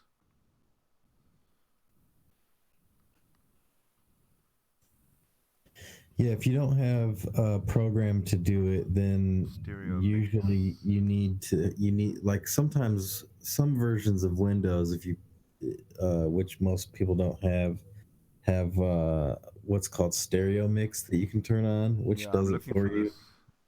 I'm looking for this. Which, Use this device. But if you don't have that, then yeah, you need like a program to do it. I have it now. And, I have it now. So you just got to set it as default, or how? What somehow you need to set it where, like here. Can you see? Hold on a sec. Let me just. Can you see my? Can you see my screen? Okay, hold on a minute. Here we go. You see my screen? Here we go. Okay, see if you can hear it now. Go away with your screen. Okay, tell me if you can hear it now.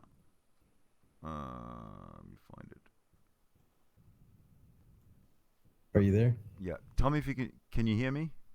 If I bet you. I hope everyone's well. We're gonna read about a little Kabbalah.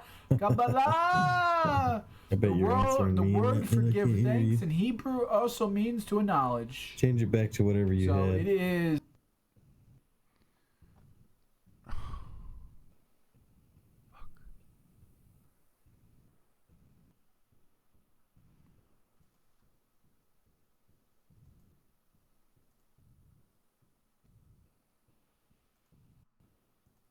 So you never heard that? Nope. That was nothing. Can you see my screen? Yeah. This thing, A right here. This A. What A? This goes to whatever I pick in these two, and this will be my speakers, right? So it's what I hear, and then B, this goes to a mic output, right? Now this is my mic, and I can make it go to A, which would be my speakers, and then I'd hear myself, which I have off, or I can set it to B, which would be the mic output. So then we've got here virtual input. I can select that as my playback. So like when I play, this is my playback. So when I play a video on YouTube, it plays through there. It doesn't play through my speakers. It plays into this virtual input. And then I can tell the virtual input to go to my speakers and to you, or I can turn one of those off. So it goes to my speakers and to you.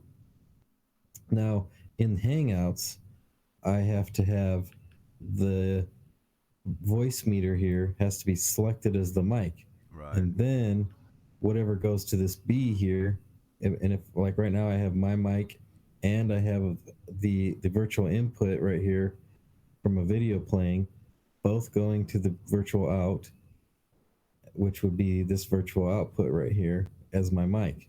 So I'm feeding both. Is that a like an add-on? This voice meter thing? Is it a what? An add-on, third-party add-on or something? Where'd you get that This from? is a free, they accept donations, but you can download it for free online. If you just Google voice meter, it'll come up. Oh. They're just a open source, sound control thing you can download. Okay, well, I'll tell you what. Let me send you that link, and then you can... Now you're really quiet. I'm quiet now. Oh, shit. Why And am I quiet? also, am I breaking up at all? You're breaking up. Is it you or me? You're not breaking up. You're kind of scratchy. Normally your sound is great. I might have to refresh.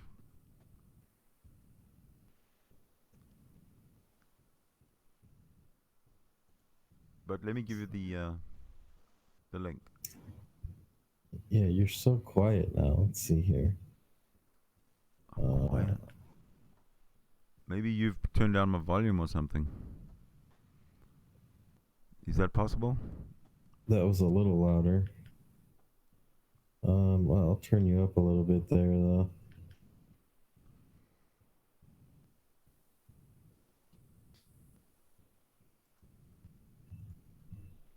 Are you still there? There it is. There's the link. Oh, okay.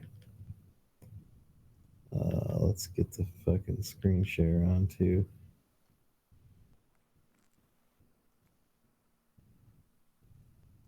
Another thing this has, which you might have saw me doing, is this down here will mute my mic. All right. I hope you having a wonderful day. We're getting right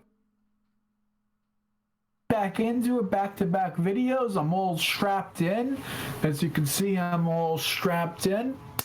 This is we got show my muscles here. Got the muscles wrapped and ready to go. Let's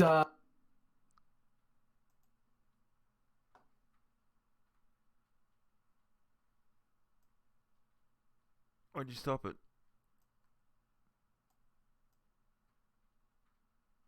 What's the wrapped in? What is that? That's the phylacteries, the tefillin that he's got around his and the thing on his head. I get. I saw what he was Why is he doing that? Because he's an idiot. There's no reason for it. No Jew would ever do that. That's what I'm saying. He mentions it like it's something that we should be right. We But should nobody be, in all my years, I've never heard that. I'm all wrapped in and ready to go. It's like, oh yeah, everybody watching was expecting you to be wrapped in. Yeah, he's that's what I'm saying. He's got issues. I don't know if it's me or not, but your audio has gone really downhill. I should have never asked you to change your audio. I made you mess it all up. Okay, let me just hopefully it's just what I'm hearing, and maybe YouTube it sounds good.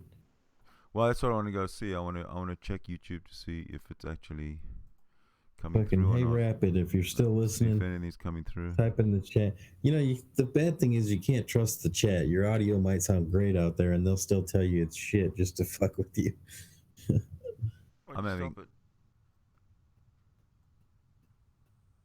Yeah, there's also it's lagging. It's not streaming right. I'm gonna refresh just to make sure it's not me. That's that. Yeah, it's the phylacteries, the tefillin that he's got around his. You see, it's coming through fine on the. Yeah, I get. I saw. Yeah, it seems to be coming through fine.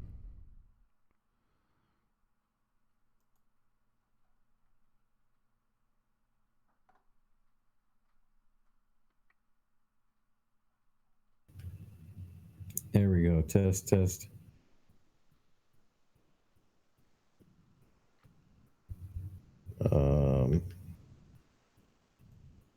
Yeah, are you there? Yeah. Yeah, it's still bad. Okay, I'm gonna refresh. Fuck it.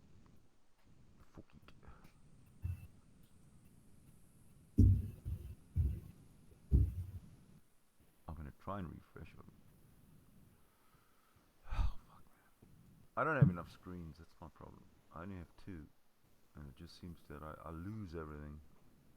Okay, let me refresh.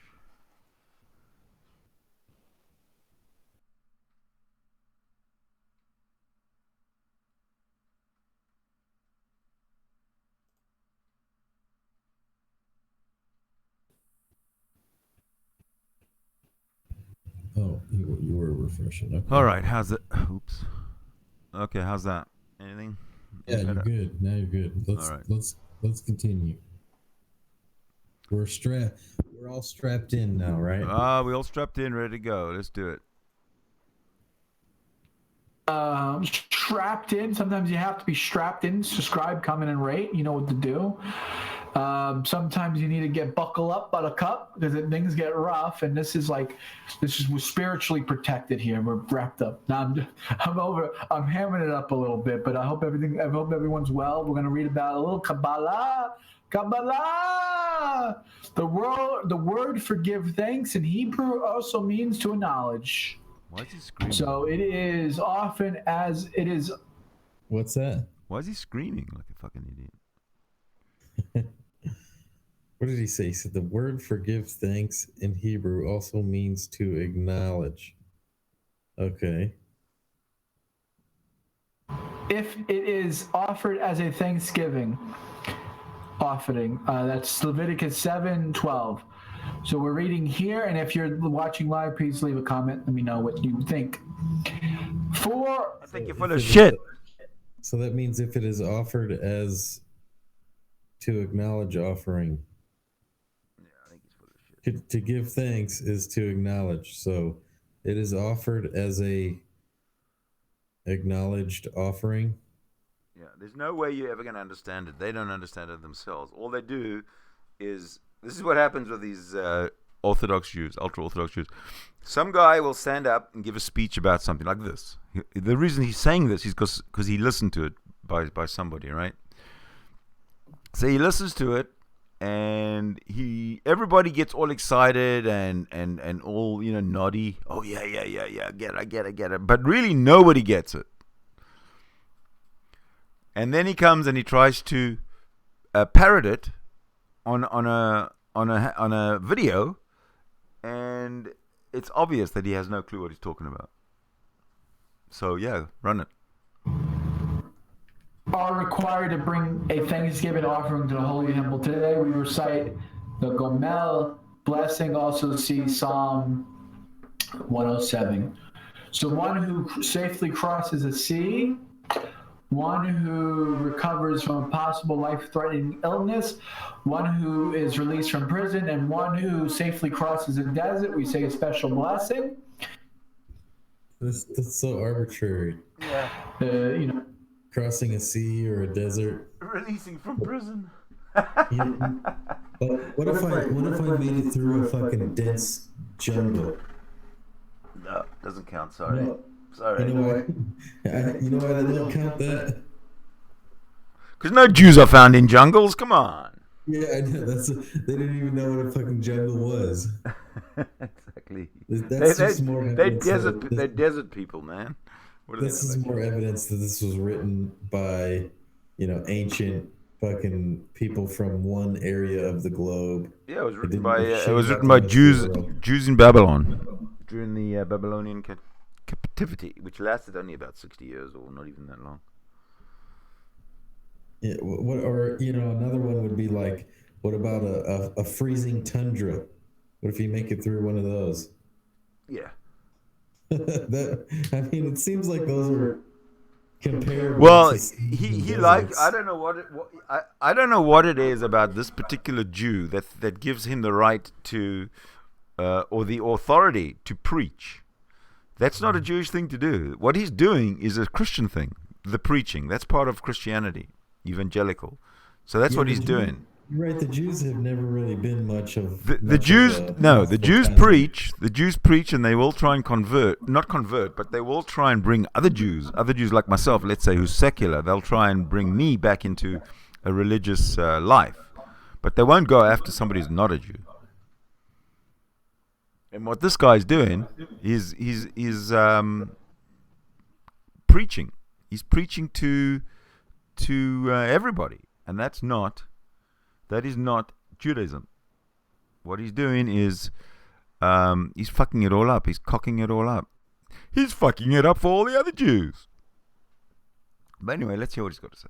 Yeah, but he's strapped in. No, he's strapped in. That's true. Look at him. He's not going anywhere. the prayer travel, basically.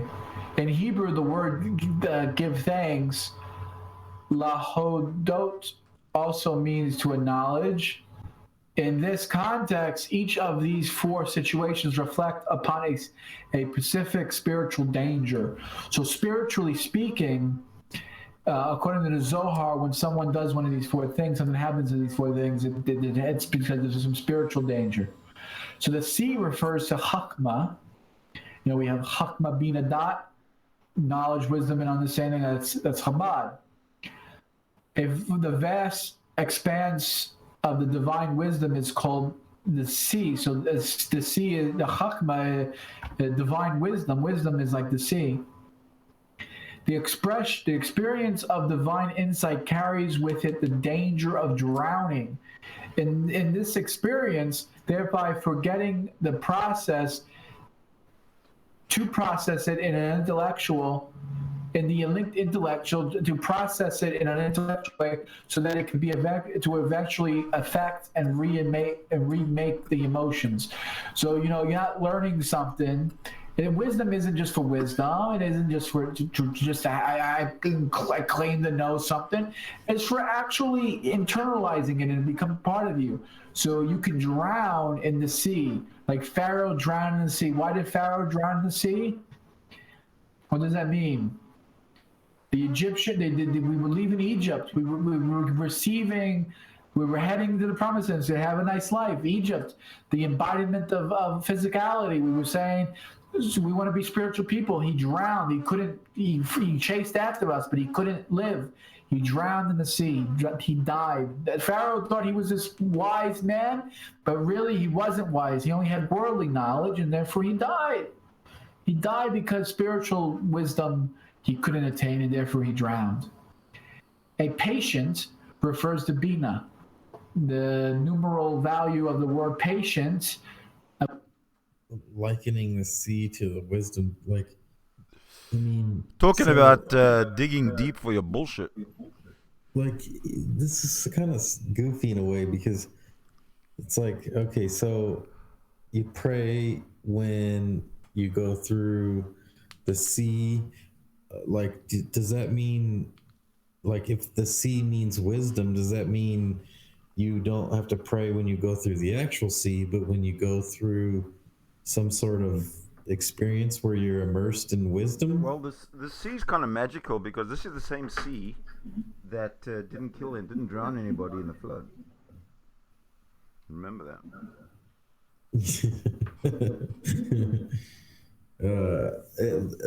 Which one is it? Is it just when you go through experiences through wisdom, or is it when you actually go through actual seas, or is it both?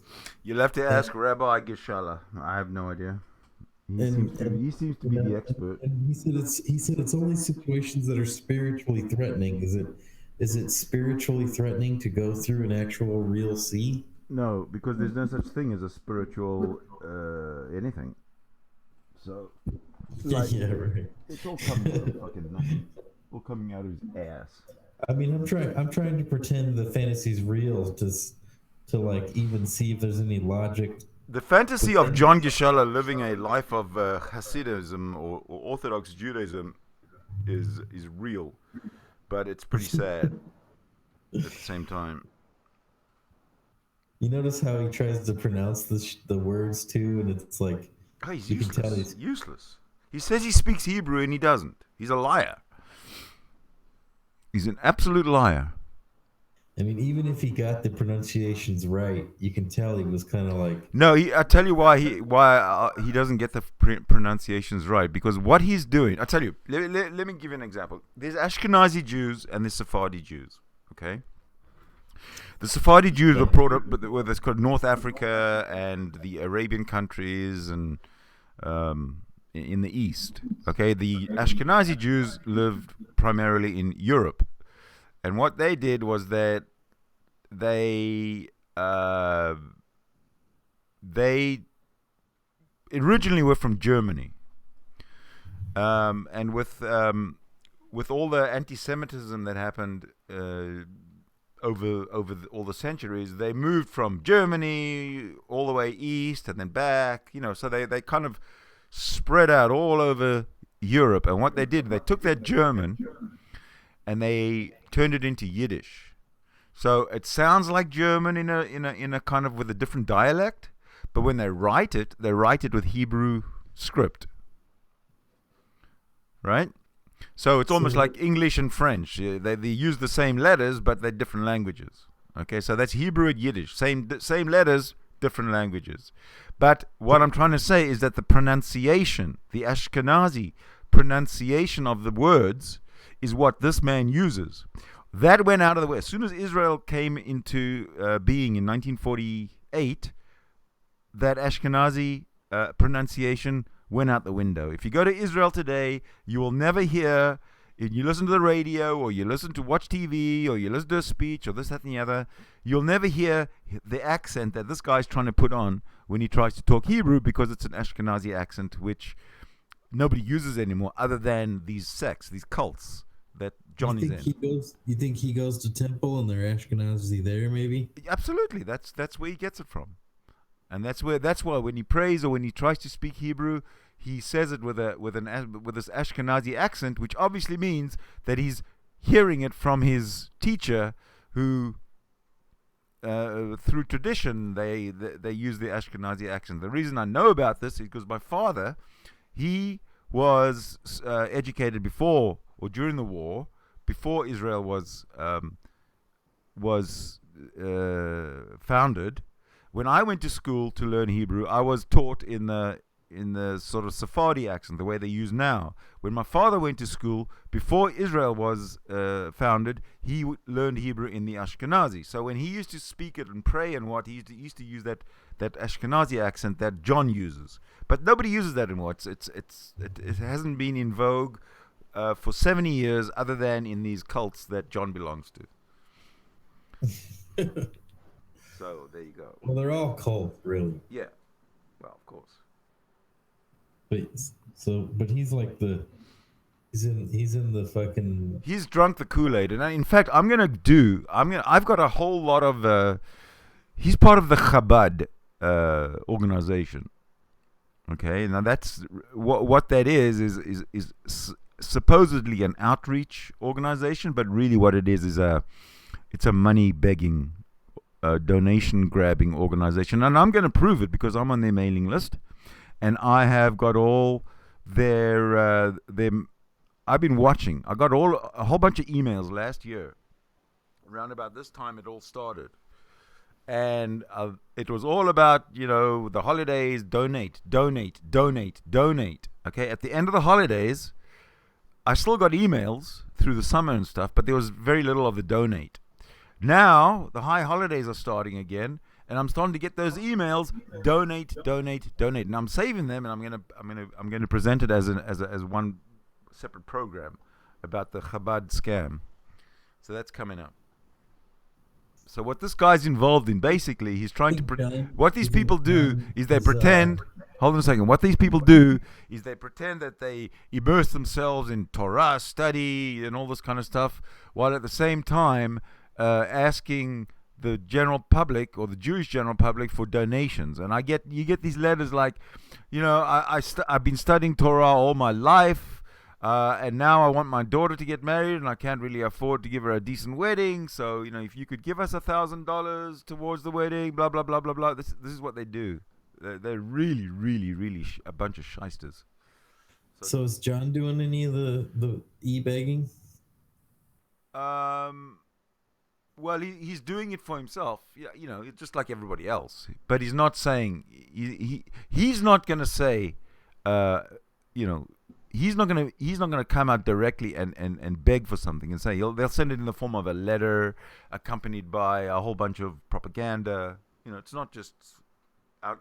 It's not in your face begging, but it's definitely. It's definitely not even indirect, but it's part of their culture. Fundraising, they call it. And if you're a rich Jew and you're on their mailing list, they don't leave you alone. Man, do they not leave you alone. Luckily, I'm not a rich Jew. So they leave me alone. What is that? Hey, Vav, Lamed, Hey?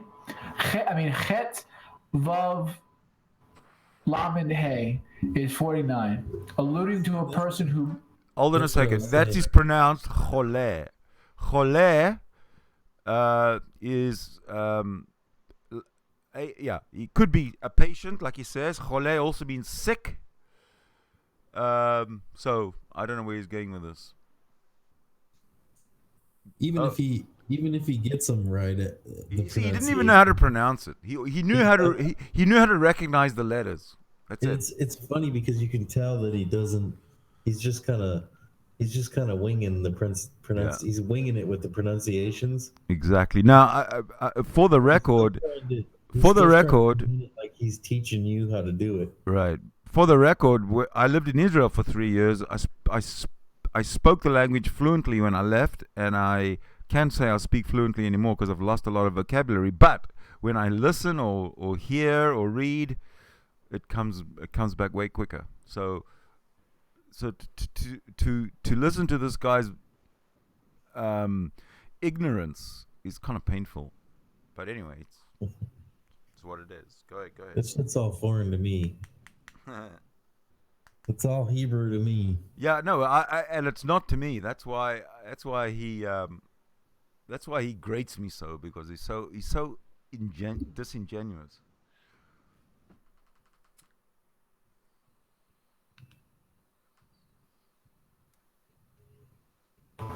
Perceives 49 out of 50 gates of understanding. He is thereby lovesick of the 50th gate, because we count the Omar. Actually, we count the Omar 49 days, and then the 50th day we can't attain this, for God gives us that reward of crossing us over that gate that we cannot attain. Baruch Hashem. We're lovesick. That's why I never knew they referred to that as lovesick. See, we're learning something. The orderly development of the midot of the intellect can be blocked if we lack significant dot. Dot reveals to the relevance of intellect in our lives, thereby enabling us to experience an emotional reaction to what we already know intellectually. The passageway connecting the intellect located in the head with the emotions located in the heart is reflected by the physical, by the narrowness of the throat. The prisoner refers to minot when they are trapped. I always find it interesting. You see that word there, midot? He didn't even say it right. I don't even think he read it right. I always find it interesting how these ancient myths always talk about the emotions in the heart. Yeah. I don't. Where does that come from? How does the heart and emotions? Has there any connection between the heart, which is a pumping machine, and emotions, which are in the brain? I don't know. I think it's maybe because like it's the heart and the brain are both crucial, right? This is just a wild guess. They're both crucial organs, and it's obvious that the thinking's done in the brain, and so ascribing the emotions to the heart, like they wanted to ascribe something to it.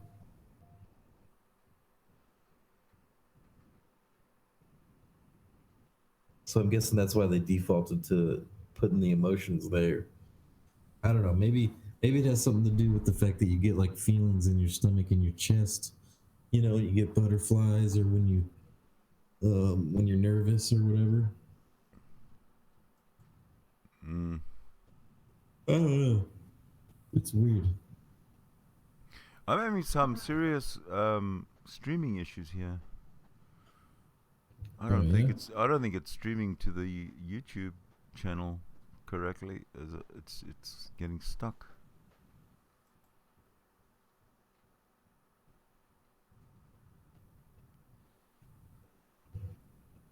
Let me see if I can fix it.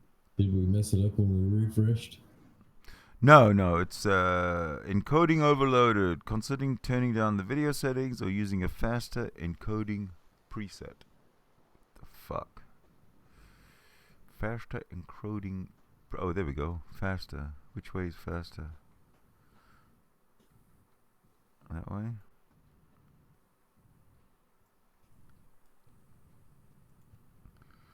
Let's see if it fixes it. It's like been stuck. Yeah, it's been stuck for a while. And no wonder no one's watching.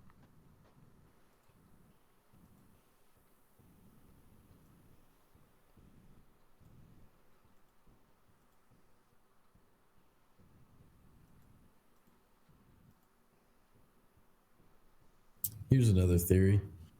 Like sometimes when relationships go sour, the stress it triggers could prompt a heart attack, which would be like pain in the chest followed by death, so some sort of like relationship struggle appears to kill a man in his heart, Mm-hmm. or kill a person, I should say, in their heart. So maybe that's why they thought the emotions were there. I don't know. Faster. Oh, it's working now. All right, good.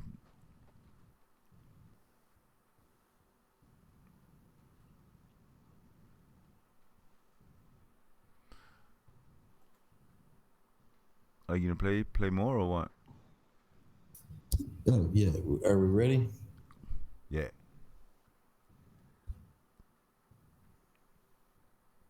So to speak, in the throat, they are blocked from manifesting themselves in the heart. Torah or 58b.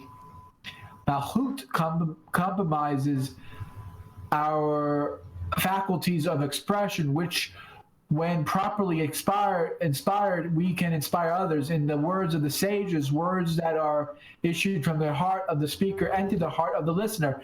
When our faculties of expressions are superficial, not rooted in our heart, they are barren and do not bear fruit. Such an emasculant expression is symbolic by the barrenness of the desert.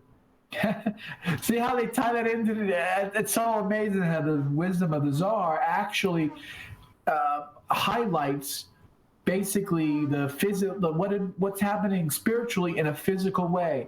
So the barrenness of a desert cannot bear fruit. You're trapped as a prisoner. You cannot connect, right? You have thought, speech, and action. Your heart, the narrowness is also in Exodus. Egypt, the desert was trapped between the two waters. Egypt, and you had the Nile, you had the wilderness, and then you had the Euphrates. It's trapped. Then you have the waters flowing, but yet there's a blockage. Yet The wait a minute. The Euphrates, wasn't that on the Fertile Crescent? The what? The Euphrates. The Euphrates. Are you able to Google that? The Euphrates was a river in the Fertile Crescent, wasn't it? It still is. Yeah, so he just said, he was talking about how Egypt was between two waters, and he said it has the Nile and the Euphrates. The Euphrates is nowhere near Egypt. Okay, I didn't get that. You might want to replay it. Yeah, let's see here. That you have the waters flowing, but yet there's a blockage. You had to cross it, right? The Hebrew people are over on the other side. In a way, we have to somehow break through that blockage. I don't think I went back far enough. Hold on.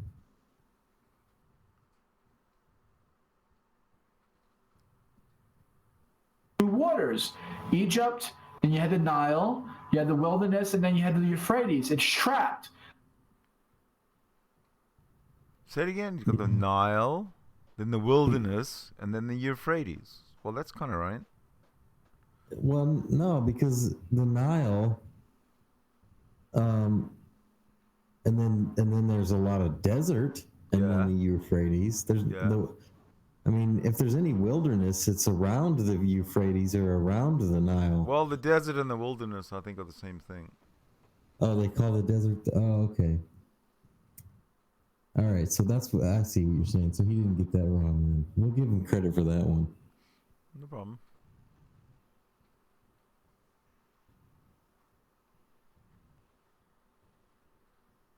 I mean, the desert was trapped between the two waters, Egypt, and you had Still though, there's something. No, there's he's still- right. The desert is trapped on the left-hand side by the Nile of Egypt and on the right-hand side by the Euphrates. He's right.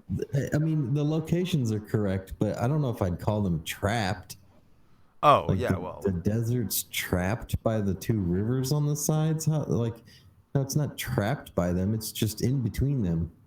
Yeah, okay, well, it's still trapped, you know, if you want to look at it that way. It's not trapped in that it can't escape. It's not there's no consciousness. There's no consciousness. Every it's location is trapped between. the two exactly. It's locations on the side geographical. of it. It's geographically trapped. Yeah, it's. I mean, like, yeah, geographical locations never move themselves. So yeah, Oh, they're all hold on a trapped. second. I want to go to the. Like, There's a like- question. There's a question in the chat room. Hold on a The second. desert, like the desert's trapped where it is, but it's not trapped by the rivers. You know what I'm saying? No, not at all. Not at all. But he's probably trying to make some kind of a point. But before we do that, let me just slide this guy in and say, hey, Gary, what the fuck is that thing? Bray Wyatt fell off. I'm not quite sure what that is. And if he's talking about that box on top of his head, which I think you are talking about, right, Gary? It's a Jewish thing, like a. They put it on in the mornings when they pray. They write stuff down on it. I forget what it is. They like write don't. stuff on paper and then You roll buy it up like and- you buy it like that. There's supposed to be a prayer or something written inside that box. Yeah, you write it down and you roll it up. You put it in the box and it's supposed to be like. No, you don't. The one I used to have, which I don't know where it is anymore. But anyway, it just came like that. I never opened it up or anything. Isn't it supposed to be like on their head because it's like. That's, the reason I don't know. Don't they put it on their heads so that it's like, it's like a way of maybe absorbing it into their brain or getting it to God or something like that. I just said to you, I don't know. I read about that. Why when I say I don't know something, do people ask me the question, the same question? I guess I'm just hoping you know it. I just said I don't know it. No. I'm hoping so hard though. Okay. You had the Nile, you had the wilderness, and then you had the Euphrates. It's trapped. Then you have the waters flowing, but yet there's a blockage. You had to cross it, right? The Hebrew people are over on the other side. In a way, we have to somehow break that break through that blockage, that block. He doesn't know what he's talking about. Some laxative might help that. He doesn't have a fucking clue what he's talking about. Yeah, I think he just desperately wants this fucking stuff to be real deep and meaningful, and it's really just vague fucking analogies that are kind of nonsense. It's the same thing as with the Christian Trinity, that no one can really explain it because it's such bullshit. Well, it's very similar. This is all bullshit. They're kind of deepities too. Like they, in a way, they try to pretend to sound real profound, but it's like they really don't have any practical application or real, They really don't know. a real meaning to it. There's not a real, like you can't. Anyway. See, the throat refers to it as being blocked. refers to it as being blocked. So you got to unblock it. Pharaoh means stubbornness, stiff-necked. Pharaoh, the word Pharaoh, right? And Moses means blessings, flowing, to flow. So you want that channel to flow and not be blocked. Pharaoh blocked. And once again, the laxatives will help with that. the blockage was open, the water poured out, and the Red Sea closed and drowned. So you can't get drowned. So there's a sort of give and take. You want to flow and channel and internalize it, but you don't want to oversaturate yourself into the fact that you're being drowned, and therefore you're too dry or you're too wet. You get what I'm saying? It's not good. You need a balance. According to these four situations, encompass in the entire spectrum of the Sephirot. So the Sephirot are those 10 spheres. We have we tie them onto my arms. 10 wraps, as well as incompetence. Is he saying that this lesson somehow is tied to the fucking thing he's got on his arm? I think so. You know what? Like I'm saying, I don't think he knows what he's talking about. You see at the very bottom of that screen where it says Chabad of California? That's what he's reading from. So he's part of that whole sect, that whole cult. So out of all you know about that religion and culture, there's nothing that has any meaning with the fucking wrapping the strap around his arm? Nothing that you're aware of? Nah, that strap around the arm it's done in the mornings, and I remember I was taught how to put them on and everything, but I can't remember the reasons. You gotta wrap. So it is a real thing. It's not just him being a No, it's a real thing. You gotta wrap. You gotta say a prayer and wrap around your forearm a certain amount of times. Say another prayer, then wrap it there a certain amount of times. Say a prayer, then wrap it around this, that, and the other, and then your middle finger. It's absolutely what it is. It's like the part of the total control of religion that religion has of your life. And he's bought into it. He's totally bought into it. Can you imagine? Can you imagine having your whole life fucking controlled by somebody else? By every thought that you have, every action that you make is it has to be thought. Is it kosher? Fuck. Like that shit's a waste of time. It's so weird and it's obviously meaningless. Yeah. Like it doesn't accomplish what they think it accomplishes, and it's obviously so. Mm-hmm.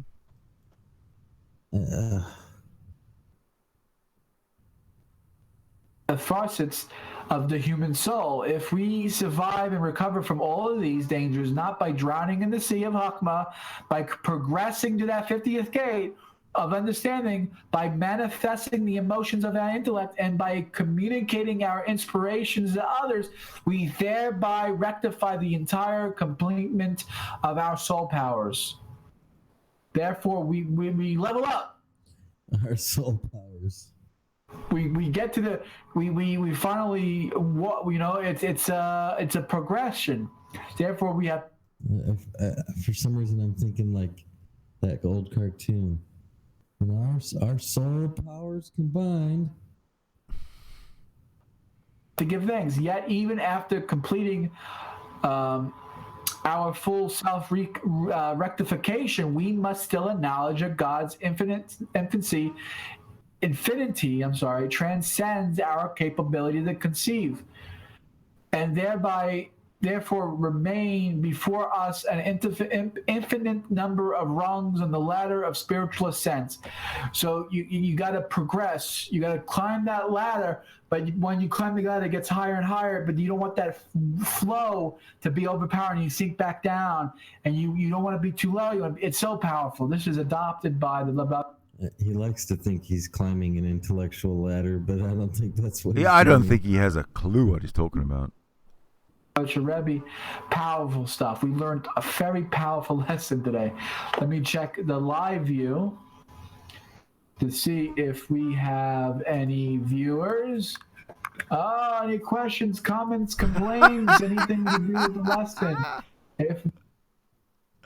not, we will head on out, moving on up to the east side, like we say, moving on up to the east side. So thank you for coming by. Thank you. Comment, rate, and subscribe. I have here a phone number and email. I appreciate it, and I also have. Now, all you people out there, don't be abusing his phone number. Of Twitter, PayPal. You might have to change it and get a new one. All that other stuff, and also promoting a little T-shirt. So if you wanna help support the channel, and if this T-shirt sells well, I got. Is that supposed to be him? That looks like Che Guevara or somebody. That's what I was thinking. So he's trying to sell a T-shirt with his own mug on it. Well, you can sell it somewhere else. You think he's actually sold any? You sounding muted. You think he's actually sold any? No. Man, it does look like Che Guevara. That's so funny.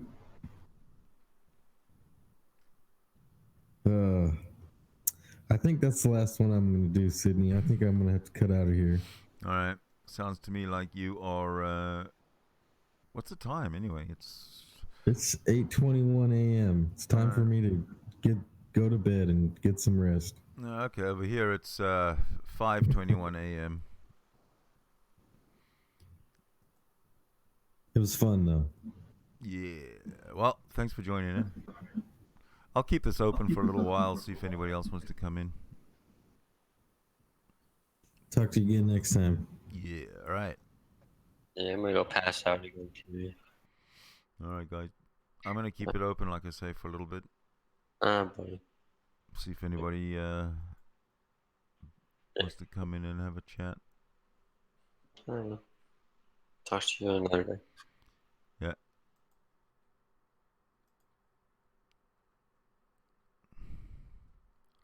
Well. Hello, Ben. Sydney. Oh my goodness, I haven't heard from you in a while. Has been a while. Yes, it has. Indeed. I'm now Christian. You're a Christian now? Yeah.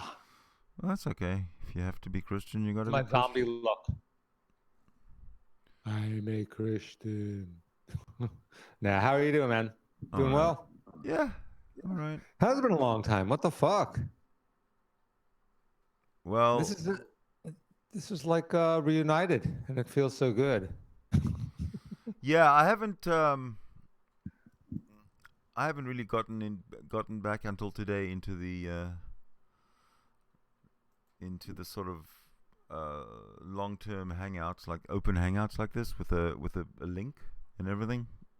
Yeah. Haven't done that for a while. Hangout officially, or I never? It doesn't really. I mean, I'm just curious. What's your question? Is this yours? Yeah. I don't even know where I get these invitations from.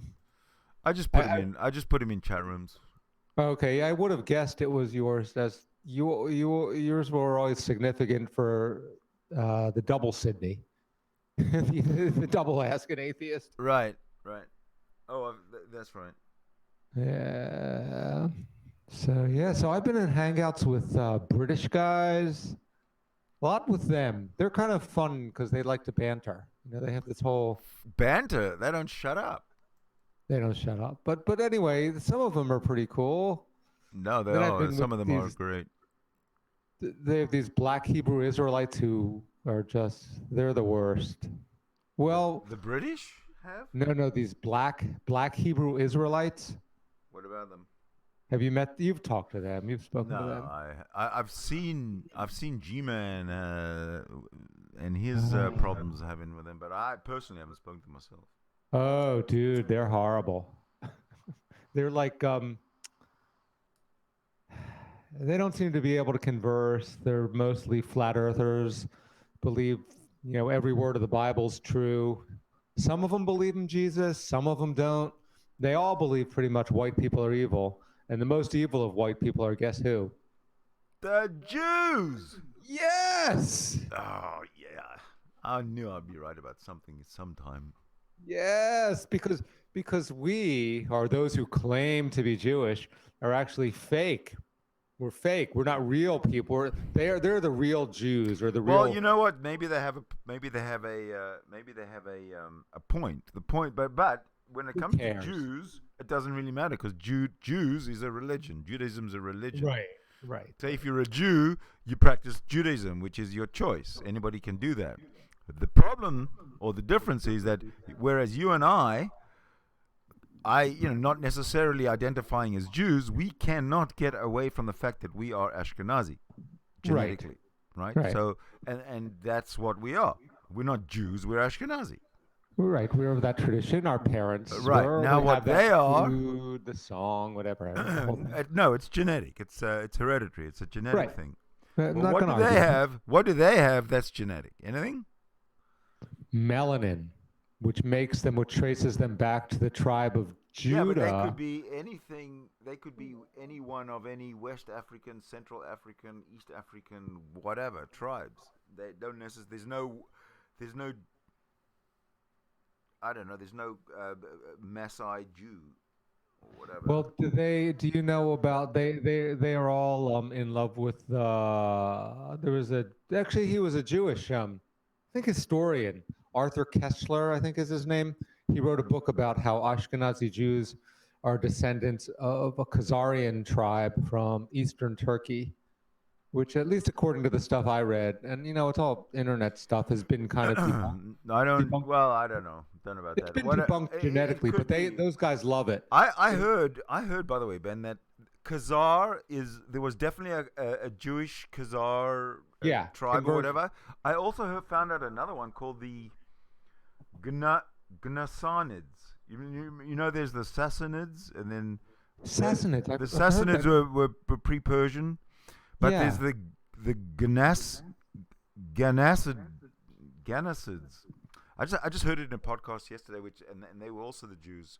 I'm listening to Byzantine, the history of the Byzantine Empire. Gnassids. How do you spell that? GHANASSID. If you can look it up. GHANAXSID. SS. Oh, wow. Can they make it any harder to spell? It's actually not that hard. It's hard. Gassanids. Well, yeah, but if I spell it out for you, how hard is it? I got What you it. got to do is write down the letters that I say. So it's kind of like. I got it. Yeah, all right. Cool. Yeah, but I mean, the real issue I have with the Black Hebrew Israelites is that they're hateful, unthoughtful motherfuckers who can't converse. I mean, just on a human level. And some of them have like kind of a light rhetorical style, and we'll talk a bit, but then they're just, there's another one who has, Sydney, invented his own language, which is kind of cool. So you'll say something, and he said, well, that's not really the true understanding of it. And he's, Yeah. I mean, how that's can you nice talk of to him. someone who has his own language that only he's privy to? It makes conversation difficult, one could say. So anything one says is like, well, no, that's not the real meaning of the word, because it goes back in the Hebrew word. So he has his like own thing with the Hebrew word and gematria, and it's interesting but the undercurrent is, we've been fucked over as a people by white people. The so-called Jews have stolen our identity, our religion. We need to get paid back for this. We need to separate from them because they're evil. That's kind of what they're saying in a nutshell. It doesn't really deserve any more than that, because Kind of sounds like any Protestant or Catholic. it's any kind of separatist movement, it's not dissimilar to like black Muslims, the white people are devils. Haters gonna hate. What you gonna do? Haters gonna hate. There you go. There you go. So are you having a good Passover? Yeah, it wasn't actually a Passover. It was a pass by. A pass under? A totally pass by. Did you go to your mom's? Did she have any kind of thing? No, I didn't even know it was Passover. Actually, I did, because I looked at the calendar and I saw it was, but nah. Well, good Yontif to you then. I don't do Jew. Yeah, I'm kind of that persuasion, although it was kind of like heavy duty emotionally for me, just because. If I spoke to my family or hang out with my family, of course Mm. I'd be doing it, but I don't. So We went to Amy's family for. I mean, they do like the least traditional, and then we had another Seder, which wasn't a Seder at all. It was just a meal, which is perfectly makes me If I happy. were to go to one, it was and it was just a meal, I'd go. But if there's an actual Seder where they read and pray and shit, then I'm not. No, I can't do it. I can't do it. I don't. I stay away. Can't do it. I can eat matzo ball soup. Oh, I can eat that food, no problem. Yeah, I like matzo ball soup. I mean, that's Me the too. only. I Good like form of gefilte fish matzo. too. Gefilte fish Oh, and yeah. grain. Have you ever had that? Oh yeah, yeah. I like gefilte fish. And the woman we went to's house, she made her own gefilte fish. It was actually really good. Nice. Yeah, I like gefilte fish. I always liked it. That's one of those foods. If you give to someone who hasn't been exposed to it before, that it freaks them out. Why? It doesn't. It's sweet. I know, but they look at it and it's like, oh, I'm It not doesn't eating look that shit. bad. I've had that experience a couple of times, and I grew up with it. So I'm like, Fuck, I mean, man. they If look you've at it ever like- been to dim sum, Yeah, no problem. exactly. What the fuck, dim sum isn't that nasty shit? I mean, but it's like on that order of like chicken feet or something, you know? Ugh, yeah. You know, like just kind of like foreign food. No. Ochel Zara. Ochel zara. I just think I just made that up. Strange Wow. food is what you said. Yeah, I know. But I mean, there's avodah zara. Actually, like- it's ochel zar. Because yeah, you're ochel right. is It would be ochla. masculine. Yeah, you're right. Yeah. Well, that's the magic of the language, isn't it? I actually love that language. Oh yeah, man. Hey, this is my latest take on. I think we need to honor our tribal and cultural uniqueness, and look at it We lovingly. don't have a tribal uniqueness. No. But we do, in the sense that we don't. all came from. There's food that we have that's familiar, and then just No. look at it as that other people have the same thing, and then sweep it away like those Tibetans sweep away the lovely artwork that they make painstakingly. You know, that when they do their mandala out of sand, and then they, after working so hard on it for, a month, they just sweep it away, and that's fine. Does that make any sense? I don't Nope. I never heard of that. That's how I think of it. That's how I think of it. Ew. Yeah. But anyway, yeah. Have you seen Jim? No. He told me, I talked to him briefly the other day. He said, "Oh, Sydney's afraid of me because I kicked his ass so many times intellectually." I bet you weren't aware of that, were you? No, man. My ass is sore. I can't even sit down because he kicked it so hard. God. Yeah. He's still bloviating. I think he moved out of his house. He just has a trailer now. With his Something. wife? I think he's still with his wife. Yeah, she was in the background. Actually, not sure. talking about Jim, we should do a review of his websites and stuff. Yeah. Oh, hey, are you going to work today, by the way? I have off. Oh, I have spring break until through I this thought week. spring break was over. I'm on a weird ass schedule basically. Oh, So I'm off today. Going to the orchestra tonight, which should be wonderful. That'll be good. Gonna, the usual for me, default mode. Well, I got to do taxes, but I'm gonna play flute and meditate, and go to the orchestra and buy some food. big lofty goals today, and get rid of some books, shipping them off somewhere. oh yeah. Nice. Yeah, still working on shit. Yeah, did you ever get back to playing guitar at all? No, never did. I mean, it's not out of the question. I encourage you because I'm telling you, man. You know what I was actually thinking of doing? Of making a New Year's resolution for 2019, but I could just as easily start at any time. Of taking a year off the internet and spending it on things like reading and creative stuff like like just that I want to do. Yeah, I think. I mean, I think as humans, I mean, for me at this point, just learning something and thinking about learning, and actually, I apply myself pretty hard when I do my learning stuff. Yeah. It's just part of, I consider it my as close to religion as I'm going to get, close to my mindful practice, just doing something thoughtfully. Music is that, and it's also what's so nice about it is it's ultimately time to be completely and forgiving and accepting of myself, because I'm never going to be whatever Jasmine Choi playing flute. I'm never going to play as good as the people that I love listening to, but that doesn't matter. I But mean, you will be good enough to be perceived by other people as being really good. Yeah, but Right? when I listen, I mean, I have this like minor goal in mind: be able to play all the Bach flute sonatas in a reasonable manner. I mean, it's not going to be virtuosic, but just be able to open up one of them, play through it, and it sounds. If someone listened to it, they said, "Oh, that sounds like music." I'm bored. Well, I want you to bring out your flute and break out some Jethro Tull.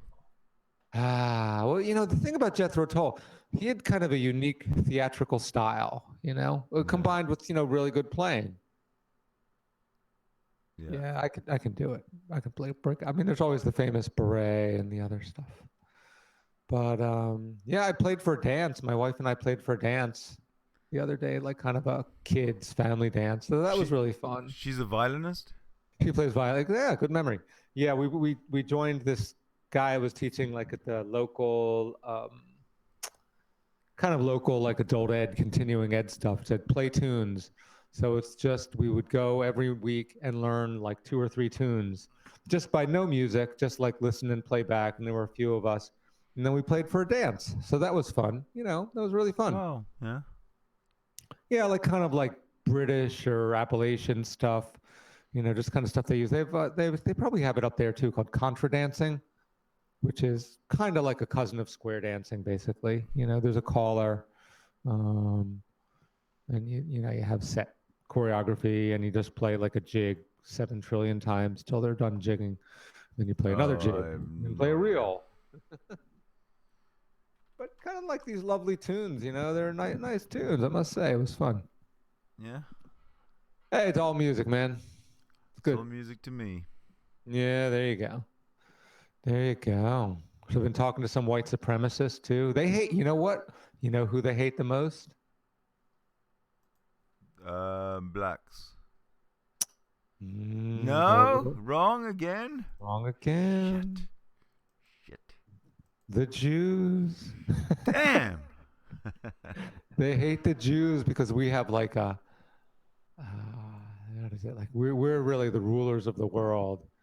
They have the secret cabal. Maybe not you and me because we're just lowly Jews, but there's like the No. elite. You know what I've learned? I'll tell you what I've learned. It doesn't matter that you could be. I am the furthest thing from a Jew, from a practicing Jew on this planet. Okay? Right. When it comes to Maimonides' 13 principles, Yeah. I don't agree with any one of them, which makes me not a Jew. I don't subscribe. But by virtue of the fact that I'm Ashkenazi, I get the most hateful, vile, anti-Semitic name calling at me. Kike, you fucking Jew, and then all the all the memes and all this shit that comes on these chat rooms. Right. I am still subject to all of that. Right.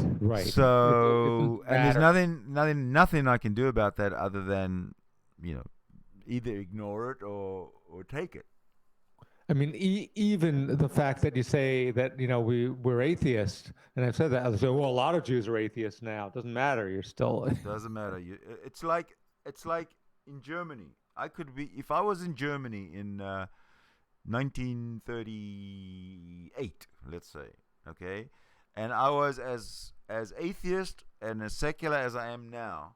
Yeah. I'd still be thrown into the concentration camp. Oh yeah, of course. I mean, Germany, probably Germany at that time had the most, accepted historically in Europe, certainly, accepted Jewish And community. I'll even posit you that for the most part, the actual German Jews themselves, for the most part, were secular. I don't think that there were many, I mean, hardly any, if any, at all, actual Orthodox cultish sort of John Gesheller type Jews. yeah, I mean, there were John Gesheller. Oh, no, he's the Rachel Dolezal. Jeez, come on. He's the what? Rachel Dolezal was the woman. She was like head of some kind of NAACP thing, who wanted to be black, but she actually wasn't culturally, heretically, genetically black. So it kind of came out that she was white and kind of like passing as a black person. So that's John Gesheller is an Irish Catholic. Yeah, he's not. I mean, he's an Irish Catholic, but what he does is he plays Mr. Dress Up. And he has enough of a New York accent. No, he's from New York, and he goes to Chabad. Yeah. So he listens to their Ashkenazi Hebrew bullshit. Right. And then he comes and he tries to spew it back on the internet. He's pretty hilarious. It's pretty funny. But I think deep down, I think he really would want to be Jewish. He wishes he was. I mean, I don't think he's doing it. I think he's doing it almost out of love. I don't think he knows what he wants. I don't think he even knows what he's doing. I really don't think he knows what he's doing, because the way he's acting is totally contrary to Jewish to Jewish tradition. Yeah. I mean, it's strange. You know something? I got for my bar mitzvah. Hold on a second. Let me bring it up here. I don't know if you're watching the live stream or not. Oh, on YouTube? Yeah. Is this YouTube? I didn't even know it's on YouTube. Yeah. I'm not watching the live stream. Then put the link in the side chat or something. Didn't I? Which one is this? This is open mic hangout. Yeah. Thursday open mic, it's called. Oh yeah, Zpraz left. Oh no. It's Thursday open mic on the YouTube title. Oh, under Ask an Atheist. Hold on a sec. I'll give you in a minute.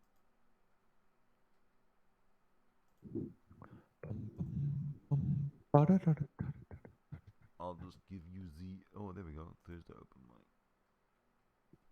So what I'll do, I'll give you where do you want me to put the link? Either way, you can put it in the back chat here, or you can put it on the side chat in this hangout. Doesn't matter. I have power. All right. I'll throw it in. You guys have a minute, then I gotta get to Badoom.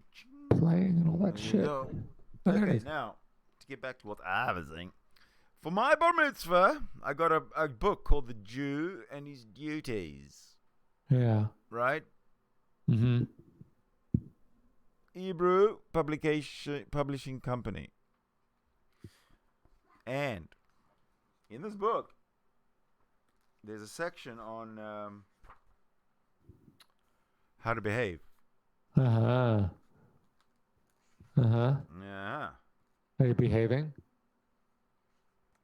I'm behaving. Good. But Mr. Fake Jew Gesheller. Oh, I'm more charitable than you. He's not coming through. He's not coming through. Let me find. Well, he told me he's actually. I had the sense. He told you what? I had the sense that he wants to convert to Judaism, but maybe not even, because he'd have to have surgery. He'd have to go to the OR. What surgery? What are you talking about? He told me he's not circumcised. You need to be circumcised if you want to really convert. Yeah, you definitely have to be circumcised. He's not circumcised? He can't even. He's not. He told me he's not. I'm like, ooh, that's some serious shit, dude.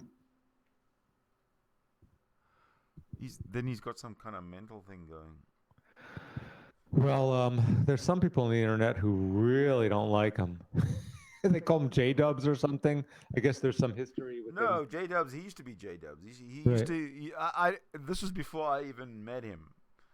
But when I came on, sort of joined this sort of community, I heard the name J-Dubs. But he wasn't around anymore. He'd gone. Right, and there's some kind of other guy, Brett Keane. There's some Bulldog. That guy Bulldog from Australia is like, just rails into him. Actually, there's a interview that J-Dubs or John Gisela did with Brett Keane. If you want to watch it, I've got it. Oh yeah, because I don't really know Brett. I know they're listed on the Great Debate. Has this Encyclopedia Dramatica, which is just like kind of has documented some trolls, basically. You know, he's on there. J-Dubs. I think I've seen that. Yeah, J-Dubs. I don't know, but quite frankly, any kind of interactions I've had with John Gisela, fine. I whatever. It's just a guy. He's not a guy. He's a clown. Look what he's wearing. He's wearing clown uniform and everything. It's actually. You're jealous just because he has a Strymel. He doesn't have a Strymel. He has just a hat. I know it's not a Strymel. It's just a hat. Yeah. I don't know. Brett Situation Keen. I don't know. I mean, there's I sense insanity. He interviewed Sia. Yeah. And he's had someone else there, like that Rose Patton, like she's insane. She is absolutely out of her skull. Insane. Yeah, batshit crazy. I mean, actually. But I think it's fueled by Johnny Walker or something. I don't know. Yeah, that could be. Oh, here it is. John Gisela and Brett Keane interview. God TV radio. And I know he was Gisela was screaming at Thomas, quadriplegic dude, one day. Really? Thomas is like, I mean, he's an atheist, but he's like, fuck your God. He doesn't do anything for anybody. Fuck you, and you must have faith. The usual shit. Yeah. That's the way it goes. People funny. So do you want an invite to these hangouts with these British guys? Some are atheists, some are Muslims, some are rational. No, I think what I'm going to do is I'm just going to stick in my own hangout and have people come in here. That way I don't have to suffer the humiliation of being sniped. The humiliation of the insanity. That's right. The insanity of it all. Vlad, that's right. You had a falling out with that whole whatever he calls himself, Trollololine Vlad. He keeps on changing. He has a lot of sock accounts. And Dan, right? Dan's still on. Dan, not so much. What's that? Not so much Dan. But with that whole Bryn and Sasha. Oh yeah. Well, I don't know what happened, but Sasha was a certain type of person who was part of the group, and then Bryn came along, and then Sasha became somebody else, and I didn't get along with that Sasha. I don't know. Yeah, they ended up with Dan too. Dan's around on Discord. I think he was going through some stuff, like when he was around and he was posting, like he would take screenshots of everyone and post them and get really giggly. I just kind of have a sense what happened was somebody, I think it was Bulldog or a group of people, called a couple of Dan's ex-girlfriends, and they said things about Dan which wasn't too complimentary towards Dan. Right. And since then, Dan's kind of seems to have disappeared from certainly the visual, my visual, I don't see him anyway. Yeah, I haven't seen him on Hangouts in forever. He's mostly he's on Discord. I see him there every once in a while. But those No, guys, have you been on Discord? Discord's horrible. I don't ever go to Discord anymore. I used to go there all the time, but no more. I was on this one called Krillism, but they're like... I used to be on Krillism too, but they server muted me, and once that's done, it's kind of useless. Oh, I just, they were getting into it like they think they're just so young and angsty, and it just don't add anything to my life. I mean, that's what I concluded. Like I'm old and angsty. I don't need the angst of 20-year-old kids who don't know shit about shit. Or I don't have anything. If they want to ask me questions, I can. I'm happy to answer, but they're like, I am. I've got my quirks, God knows, but it's like, dude, whatever. At least I do something with my life, or try. Yeah. So which one of these 13 principles don't you believe, Sydney? Believe in the existence of the Creator? No. None of them. Maimonides, you talking about? Yeah, God's absolute unparalleled unity. Not one of them. Not one of them. You want to go through them? Well, you can summarily dismiss all the ones that have God mentioned. So that's like half of them, right? And divine origin, that's God. Immutability of the Torah? No. Right. Belief in divine reward and retribution, R&R? No. No. Arrival of Messiah and Messianic era? Let me think about that. No. No. How about the belief in the resurrection of the dead? No. Oh, well. Can we make a number 14? Disregard all of the above. Sure. And live your life happily. Yeah, no, I'm good with that one. Don't cause suffering to other creatures and live your life happily in the process. There you go.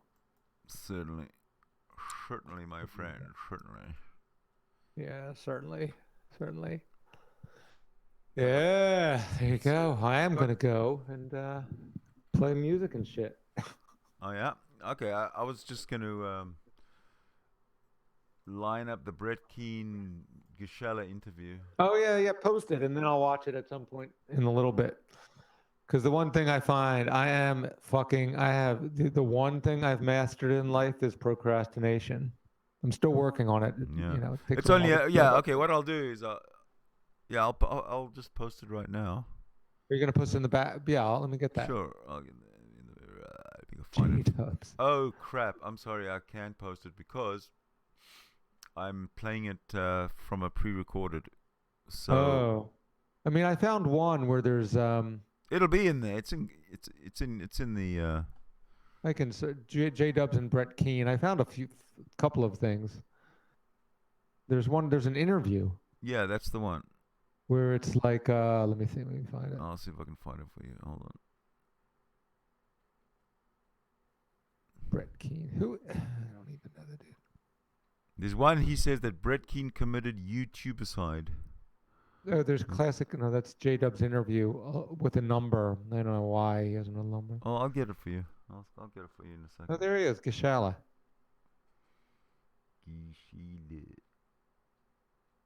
He's got that accent down. It always helps. Like if you're from New York, you can almost naturally adopt kind of a new. See, he's even got one here. He's even got one here called "The Lord healed me from all my ailments," and yet he's always complaining about things that are wrong with him. Well, we've all got issues.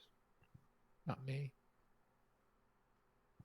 So is Brett Keane still around? I've never met him. I don't think so. I haven't seen him for a very long time. Yeah. Maybe he's gone to full-time studying of Torah. Brett Keane? Brett Keane in his at his yeshiva. The yeshiva of Keenism. Yeah. The Kinner Chosids. Yeah, right. Oh shit, this is the wrong one. I'll watch it at some Brett. Let's see, November 2016. No, that's too far. That's too. No. What did he call it? Chat with Brett Keane. Oh, okay.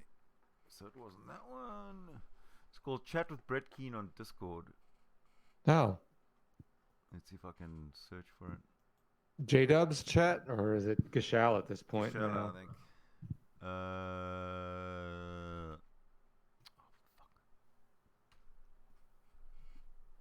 Let me see if I can find it.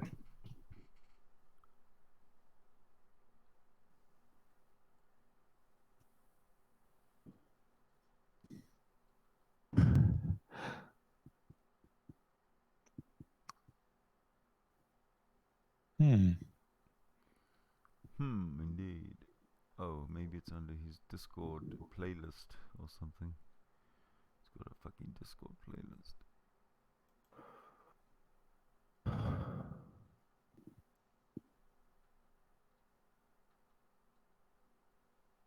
No, maybe he took it down. Ah, well. Well, I'll look at the other disc. There is one with the best of Brett Keane, or so he has at least somewhat of a reputation. He sure does. Interesting. I know Bulldog doesn't like Gishala much. Nah, because Bulldogs realizes Gishala is a fake. Hmm. And I don't say I don't like him. I just don't like the fact that he's a fake. He's not, I guess, who he says he is. No, he's totally fake. Yeah, And he thinks that he's pulling the wool over all our eyes and that we can see it. I realized that early on. I asked him about like a Shabbat. I didn't know. I saw a guy with not a Hasidic hat, but a black hatter with like almost payas, not really, but some of them have them like that. You mentioned that he wasn't circumcised. Why doesn't he get circumcised? Does he mention that that's a problem? He told me. I asked him. He said, he wants to become Jewish, and it's difficult. He's studying. He was even in that Torah but what about the study on one of his circumcision? things. And I asked him, "Are you circumcised?" He said, "No." Yeah, but what about getting it done? Well, you wonder, given who he is, and I'm not sure who he is or what he really wants. Does he really want to become Jewish, or he just wants to talk about it on the internet of how he wants to be Jewish, or talk how he is Jewish? It could be. Sure. It could be that he wants to use the Chabad organization and the cult that he's supposedly a part of. He just wants to use it as a matchmaking site. Yeah, something like that. Although they're not gonna. I mean, like Chabad. They'll fix people up with they'll do like a shidduch for someone, but someone like him, they'll give him like the mentally disabled 90th daughter of someone with 95 daughters. 90th daughter of somebody with a sister. Yeah, or something. I mean, who's like a lot. There is a lot of that whole community is there are a lot of special ed kind of people in it, just because. Oh yeah. There's when they have these very small communities that are closed, they kind of intermarry disgustingly. Yeah. Even if it's not like nuclear family intermarriage, I saw that when growing up where I grew up. There was a family like that. They were too closely related. And they had two children, and they were both, like literally, like fucking. They looked retarded. They spoke retarded. It was a shame. It was really a shame. It was horrible. But what can you do? Yeah. Well, hey. In fact, the Jewish community, even the Jewish community in Cape Town had a society for these people that they could basket weave and fold envelopes or whatever it is to employ them. Yeah, whatever he can do to be productive. I think it's important for people of any, whatever that means. I mean, it's kind of, it's the kindness was nice to see, right? From the outside kind. I mean, underneath the surface, it's all different, but the outside kindness was good to see. Yeah. I mean, I mean, it's, hey, yeah, I work in early intervention, so hey, it's good for business, you know. Yeah. I hate to say it. It's kind of true, but it's not. It's not that I don't say it. I say it lovingly. It's my usual joke. Oh, you know, drug abusing parents. Hey, good for business. But no, it'd be nicer if I. Well, it's like being a judge and saying, "Oh, murderers and Right. thieves Right. and Right. frauds and embezzlers. Oh yeah, good for business." It's a spin on it. It would be nice for me to be in a situation where somehow we were able to eliminate business for people like me. But you know, if until that happens, I'm happy to help out as any way I can. So, Oh yeah. you know, watch Oh, out. Here's one website: Chabad equals messianic cult with like a hot woman in a bikini. You know what John Gishala said? He says that he would have no problem taking atheists and having them put through a grinding like a human sausage grinding machine. Yeah, he sausages said out that of atheists. to Thomas. He said that to Thomas. I have it on record. I play it quite often. Yeah. Or something like it. Thomas was really pushing him once. Yeah. I got that. Well, hey. Hey, what? Such is life in J-Dub's land, right? J-Dub's fairyland, maybe. J-Dub's fairyland. I like that.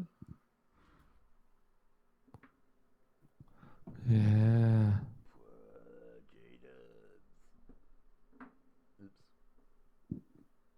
Here, this website, they don't like the Chabad equals messianic cult. The Chabad mafia. They don't like them. Don't like them much on this website. I go to a Chabad. Well, the thing is, Chabad is a messianic cult, and when you say to a Chabadnik that you're in a messianic cult, they get all fucking pissed off. Well, I thought the last Rebbe was supposed to be the Messiah. That there is no Rebbe now or something. That's right. The Rebbe died, and the Rebbe died. You know how the Jews are told to go forth and multiply, and all these yeshiva bochers that got, and all the Chabadniks and the what are they called, Lubavitch. They've all got like 100 million children each. Yeah. Well, the Lubavitcher Rebbe, he died. He was 90 something, whatever. Him and his wife didn't have any children, so there's no one to pass on the line to. That's right. It's all dynastic. It's all How's that goes for by fucking blood. hypocritical? Religion. Oy vey. You know, we'll just disappear. Please, maybe tomorrow it'll disappear. With Maybe our it will. efforts, it will disappear. Yeah. The more we emphasize and focus on how ridiculous not only religion is, but how ridiculous religious people are. Eventually, just like where the Roman Empire went from pagan to the Byzantine sort of Christian. Well, it's quite possible to go from sort of, I don't know, what would you call our society these days? Theistic to the theistic point of view being seen as ridiculous and laughable. In sort of kind of going to, and that's what we have to do. Rationality. Yeah, we just got to show. We just got to show the absurdity of their of the theists. Yeah. I mean, I think rationality is winning out. I'm reading a book. Yeah, it's on a little bit on the back burner now. Steven Pinker's latest book on how things are getting better. There's a trend upwards in the world. Death rate is down. A whole bunch of stuff. Benny. Hey, Benny. But how things are getting better, but they're still like the Black Hebrew Israelites and the people who hate people. They're still out there in droves and many, considering how big. But it's getting better. Gosh darn it. I say with my fingers crossed. Benny's on his lunch break from the Mossad. Oh, okay. Good. Good, Benny. How are you, man? Benny, where's J-Dubs? He's sleeping.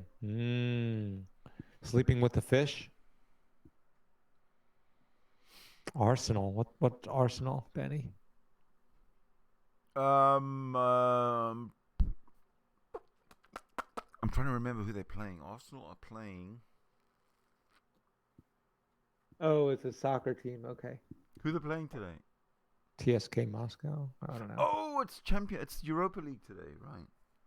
I like soccer. Yeah, it starts at about noon my time, which is in about 5 hours. I do soccer with all my kids that I work with, if they're able to, because it's such a good, going from one foot to the other, kicking, such a good motor activity. Yeah. And I suck at it, but hey, I'm better than they are. I'm still, I know enough to be able to help them with it. Do I still want Wenger out? Wanker. The fuck? You know what? No, I don't want Wenger out. I mean, I do.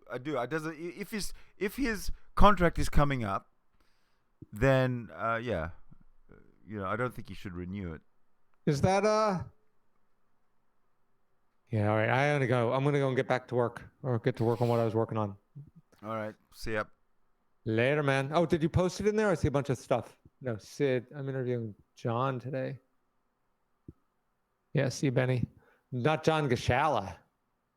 Before I go. Yeah, John Gashala. Oh, really? Post that shit. Well, yeah. Can I ask him if he's not circumcised? What the fuck is he waiting for? Yeah, ask him when he's going to be Jewish, officially Jewish. Yeah, if he's not circumcised, then we don't even talk. He's not kosher. Yeah, ask him when he's allowed to, because isn't it true? Isn't the halacha if you can't drink wine that has been touched by a non-Jew? Yeah, he's a trans. Well, exactly. He doesn't even make up a minion. He's fake. Yeah, can he make up a minion? Ask him if he can join a Chabad minion. He can be the 11th man. He could be the non-usable substitute. Would he have to be at the other side of the machitza? No. Guess not. Because even though he's not circumcised, he's still got a dick. Well, whatever. I don't need that verification of that. It doesn't You brought up me. the machitza. The machitza? Yeah, I guess so. You're right. Nah, you know what? I hope he's happy in his life. I really do, honestly. He's because, not happy in his life. Obviously, I hope he's not he's happy in his life. You can tell he's not happy in his life. Even though he makes videos to say he is happy in his life. That's what irks me. Yeah, I would say there is a underpinning of unhappiness, but life is difficult. Can be. Is that right? Can be very difficult. Why is it so difficult that you have to become a Chabadnik? Ooh, that's a good Especially question. if you live in New York. I mean, there's plenty of people around. There's plenty of other things you can do. Yeah, New York is the place to do stuff. I understand that, but not the only choice in New York is Lubavitch, is the Chabad shul. I don't think so. This is true. I mean, New York, there's a gazillion things to do, but it's too crazy there. I mean, people. I think living in New York City drives people crazy. Why is that? Because whenever I've been there, it's the most nice, Benny. It's the most discursive, feeling like you got to go somewhere, you got to do something. There's a million things to do. You got to go here, you got to go here, got to get the A train to get the B train, to get the C train to go here to see this performance. Then we got to go to Chinatown. Then we got to go back downtown. Got to go to this. What are we gonna do? Got to go to this. It's just, I don't know, man. I don't enjoy being there. What can I say? Not my favorite place. It doesn't work for me. I've been there. I didn't particularly like it either. I don't like it. It's too madness. It's like, it's not a place you can just go and sit and be. And then even when you're just sitting and being, like going to Central Park or something, it's like an effort. Got to go to Central Park. Got to go this and relax. Nope. Now we're done. Now we got to go here. Take the Q train. Got to drive here. Got to park it. It's like that. But weird. That's my New York experience. But it's me. It doesn't, whatever. I'd rather be walking in the woods. So. Yes, indeed. Yeah. All right, bro. I'll talk to you later. All right, man. Right, say hi to John Gashala for me. I certainly will. All right. Right, folks. So what I want to do is, I actually wanted to play this interview. It's 10 minutes long. So let's see what he says. 8, 7, 6, 5, 4, 3, 2, 1. Hello, ladies and gentlemen. My name is Brett Keane from GodTVRadio.com. Make sure you connect with me on Facebook and Twitter. Check out my website if you'd like to support me. Look at John doing a bit of a jig. Yeah. Bacon bone. Can you do me a favor there, He's Bacon? Can you bring your camera up a little bit so we can see what your hat says there? Like, we've got a Donald Trump supporter here. Very good. I'm a Donald Trump supporter. I voted him in. I was talking. Unfortunately, I live in a state that is blue, so my vote didn't really. Well, obviously it did something. He's a president, right? Well, yeah. Well, he didn't win the popular vote, so he won by college. Yeah. He won by whatever that's called, whatever that is. He got more states, basically. You go to the electoral college, John.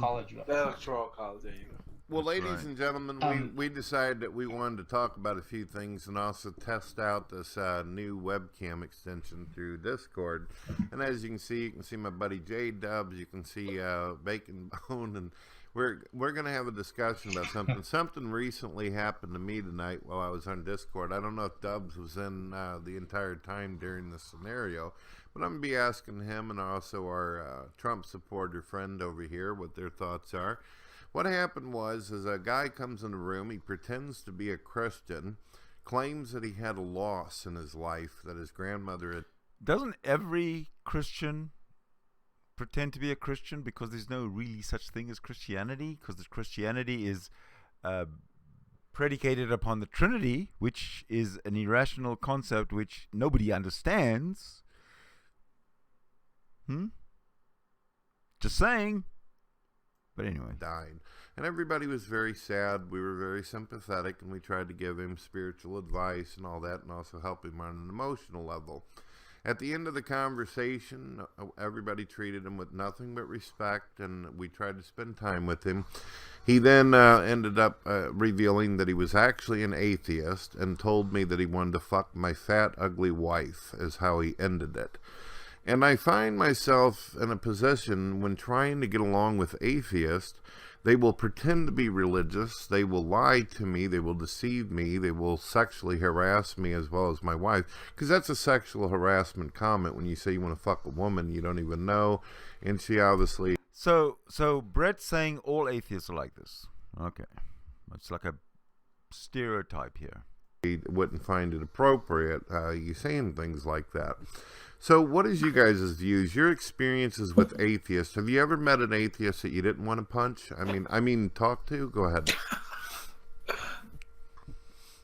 I'm all ears. Let's start with Mr. Bacon Bits. Bacon Bits, would you be able to give us your experience with atheists? How did they treat you? I lie to atheists. I don't cast my pearls before swine. Did you say you lie to atheists? I lie to the atheists. They lie anyway. They don't have any respect. They're nihilists. They don't have any real, I mean, where do they get their morals from?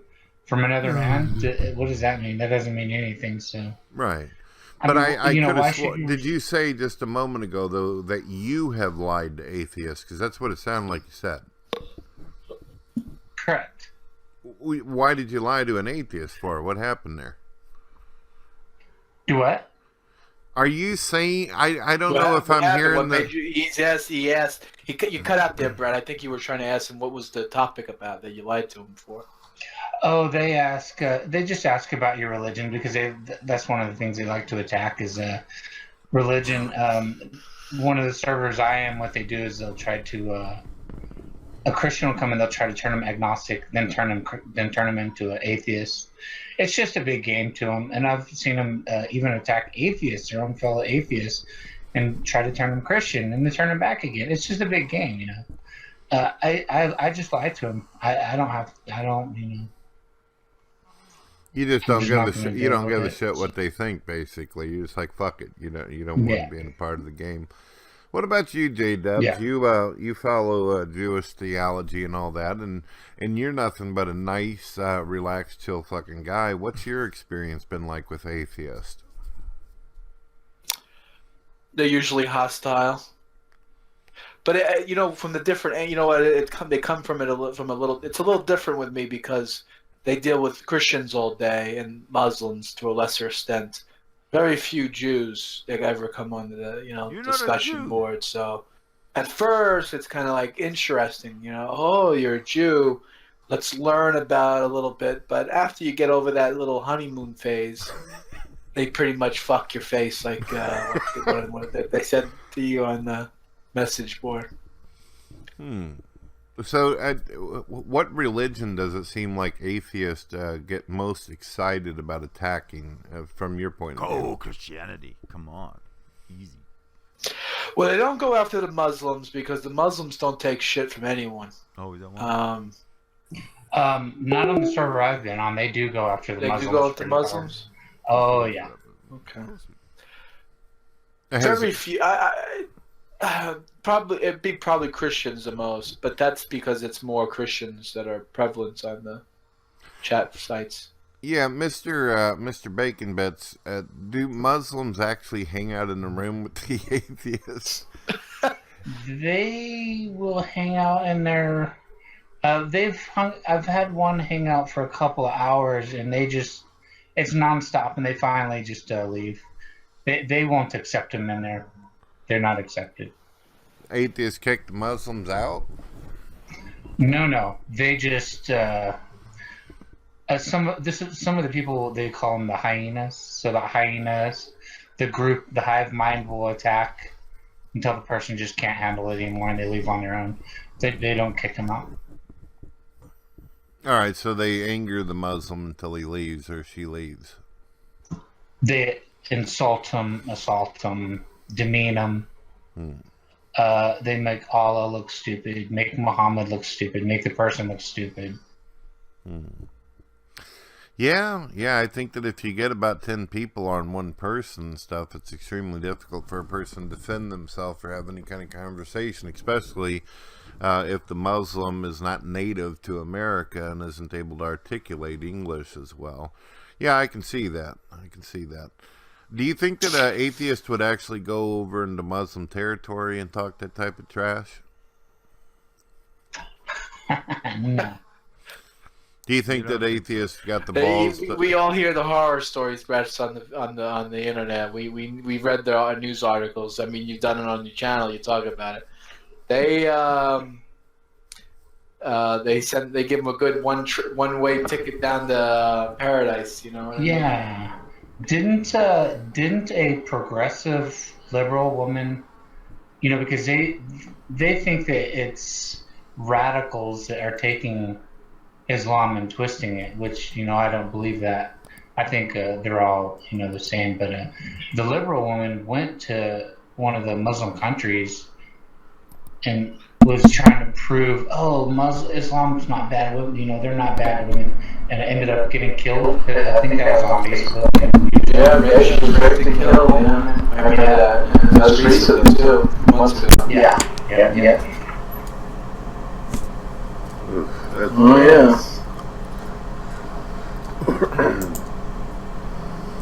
All right. Well, ladies and gentlemen, it seems like in society, atheists usually don't like to run their mouth when they're in front of Christians, Jews, and Muslims. But on the internet, the atheist rules as he lives in this fantasy, pixelated, virtual world.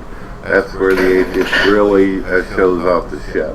But in real life, pretty much trash, garbage, quiet, silent. They're pretty much, what are they called? Armchair shit talkers, I guess would be the term.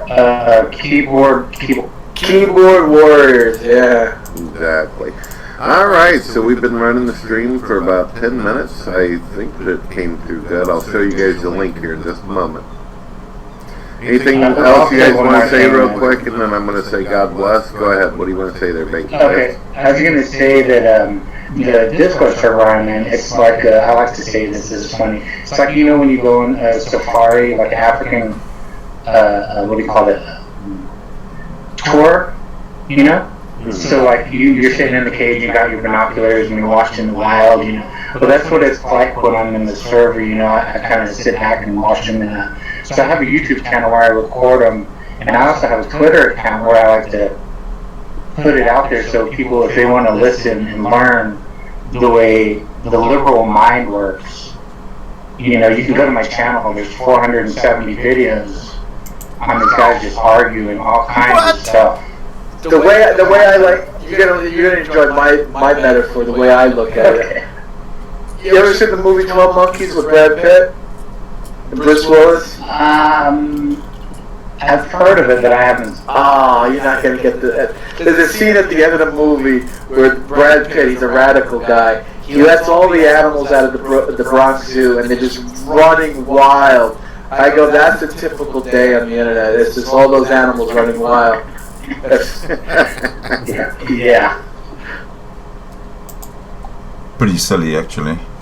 Hey, John. Yeah. How's it going? Pardon? How's it going? Real good. Just you know, relaxing. Okay. I think. Yep. Good. Let me know if my audio goes to shit, because I'm messing with it. Okay. I got that same problem. All right, there. I've just made a change to the setting. Is that right? That sounds real good. Oh, okay, good. Brilliant. Okay.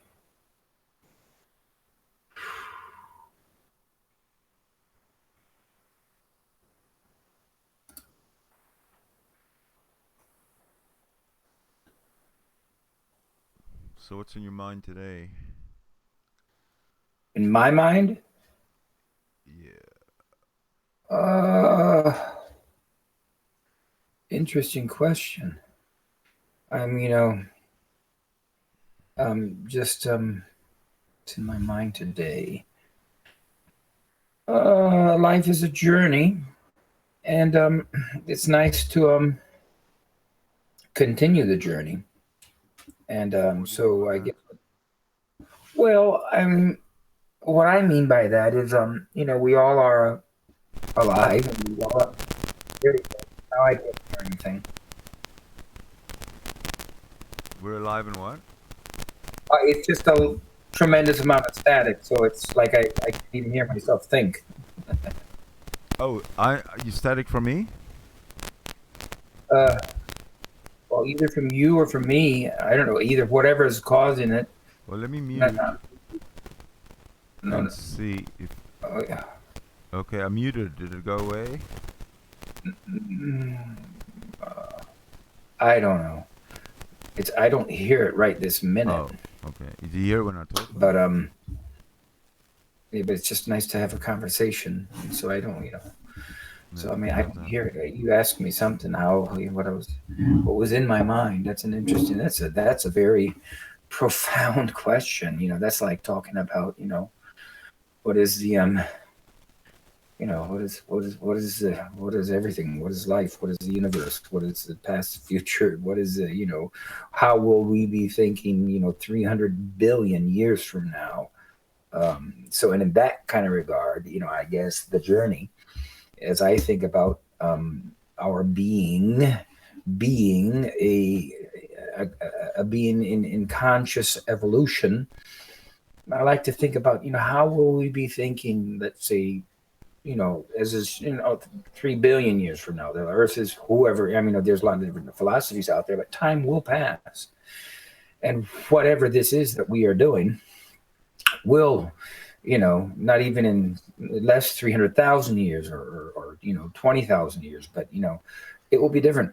And it's just interesting to think, I kind of think it's always cool for me to think about the people that were, questioning life, 3 million years ago. I mean, some people are, are very, specific about time, but, kind of how we think about them 3 million years ago, or 300,000 or 700,000 or 2,000, 2 million, whatever, we think we got everything figured out and we know everything, et cetera, et cetera. Well, 3 million years from now, they're going to be looking back at us and, we will have progressed, not through technology. I'm talking about just the way the mind functions and grows. And maybe by that time, if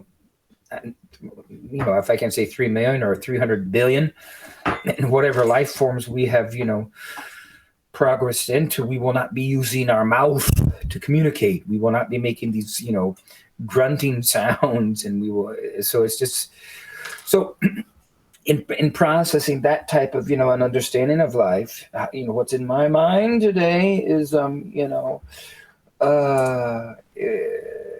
it's good to find some kind of peaceful development of peoples that can have an appreciation for not this, not the absolute present tense. I'm okay. I like to think in it's not that I like, it's just the way I've learned about, life and society and stuff like that. Increments of 10,000 years are kind of the shortest term, a little bit, as far as how you can look at how things are going to be and so we're living today and dealing with, all the stuff that's going around. The guy said just a minute ago, going in the internet is like letting all the animals out. It's a crazy thing. But it's a beautiful thing. Why? Okay, because then let me ask you a question. Why is it different from letting all the animals out as an analogy for the internet, when in real life out there, it's the same thing? Go out to the streets. It's like letting the animals out. If you go out, it's crazy. Oh, absolutely.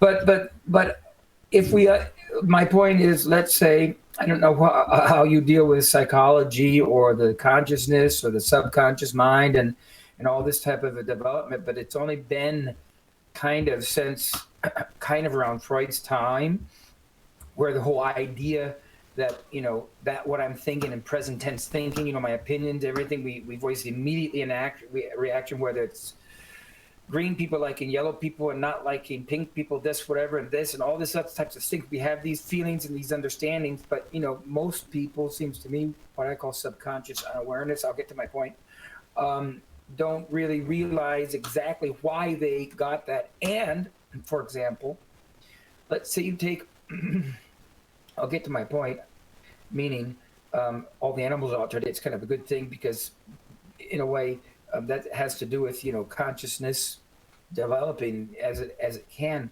But you could take any group of two different, whether they're deists, theists, peists, weists, whatever ists, or you can take two different opposing religions or whatever, religion A, religion B, they hate each other. So you can take one group who lives in one culture, one nation, whatever, and if you swap 1 million babies of the one with the other, let's say they look similar, and then none of these parents and none of these babies realize that they are basically from the opposing team. Once maturity happens, kind of mental puberty, you get 25, 30 years old, suddenly you're not going to have these people suddenly thinking, oh my God, I'm this other thing.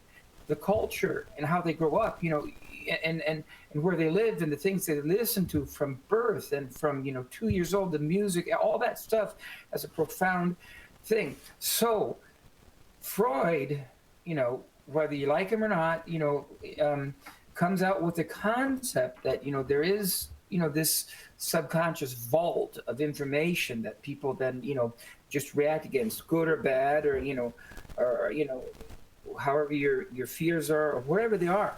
And that's only been 100 years. So clear today. 100 years ago, everyone grew up in a village. There was a church, there was a courthouse, there was the king or the queen, and then there was the religion, and there was the guy that made the bread, and they didn't think too very far, like 100. I mean, that long. So right now, right now we're kind of in an upheaval of, people being cast into all different types of thinking systems that and I understand, but in a way it's kind of like looking at the stock market. Or the progress of an illness. It's never a straight line from zero up to a straight line. It's always these ups and downs. And although we could think, you go out today and you have with people 1/3 of Americans are on pharmaceutical psychotropic drugs, and everyone else is alcohol and whatever kind of self-medication of all the different types of opioids that are there and stuff. And so we have a lot, and then we have all these different directions where there's liberal, radical, whatever. So it's like a crazy circus. Because it used to be the people that were one type of a thing kind of thought that 71 genders or all this other stuff is just a complete madness. But looking again in increments of let's say 300 years or 80 years, how things will be seen after going through this, humans and humanity will progress. So what's in my mind today is, I've got some time left here, and I've got my ideas and goals, and it's kind of a good day because it looks like, plugging away. It's a friend of mine told me a long time ago, I think I kind of made my point, but let me just throw this in here. Two people coming together and talking, and it's like each person has like a chisel or like a knife or whatever, and you've got this monolith, you've got a big stone in front of you.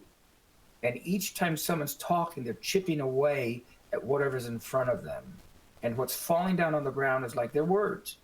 And the person's talking, and they're chipping away. And so finally what you get down, you have maybe something, you start off with, a 5 meter or 3 meter high, big piece of something. And you come down and you finally meet at one little idea that may be the size of your thumb or something, that's got a shape or a form. And all that excess that's out there are the words that we've used. And so thinking of life that way, and chipping away at, or carving away or painting or doing something, I've got my kind of inside that whole big thing. I've got my idea that I see and that I'm there. I don't need, but someone else can't see that. And so what I'm getting into as far as things go, I feel kind of relaxed today, that part of, taking the circus, taking all these people that are interested in all these different directions and trying to draw the attention to each and every one of these circus animals to bring everybody down to the common denominator that we have and can understand, and use that to unite instead of fight is kind of my goal. And so I'm having a good day today. Now, when you say unite, what do you mean unite? What's unite? Well, I think what I mean is we mammalian creatures we are different than reptilian creatures. The brain in the evolution of our brain, if we started at one point as single cell animals, our brain stem is the reptilian part, where we have breathe and all that stuff, and even the first, before birth there is memory recorded, and that in the first 2 or 3 weeks, I think that's where the memory and just the feelings, it does get memory in there. And then so when I talk about uniting, there is an understanding of our being as we are as mammals, as we are as a conscious growing thing that I think is misunderstood in life. And that is that, for me, there's no evil force out there in the universe. There is something that I want to use the very word God very careful, because I shouldn't use that word. Someone told me, but there's something beyond, and that is, and we are kind of part of it.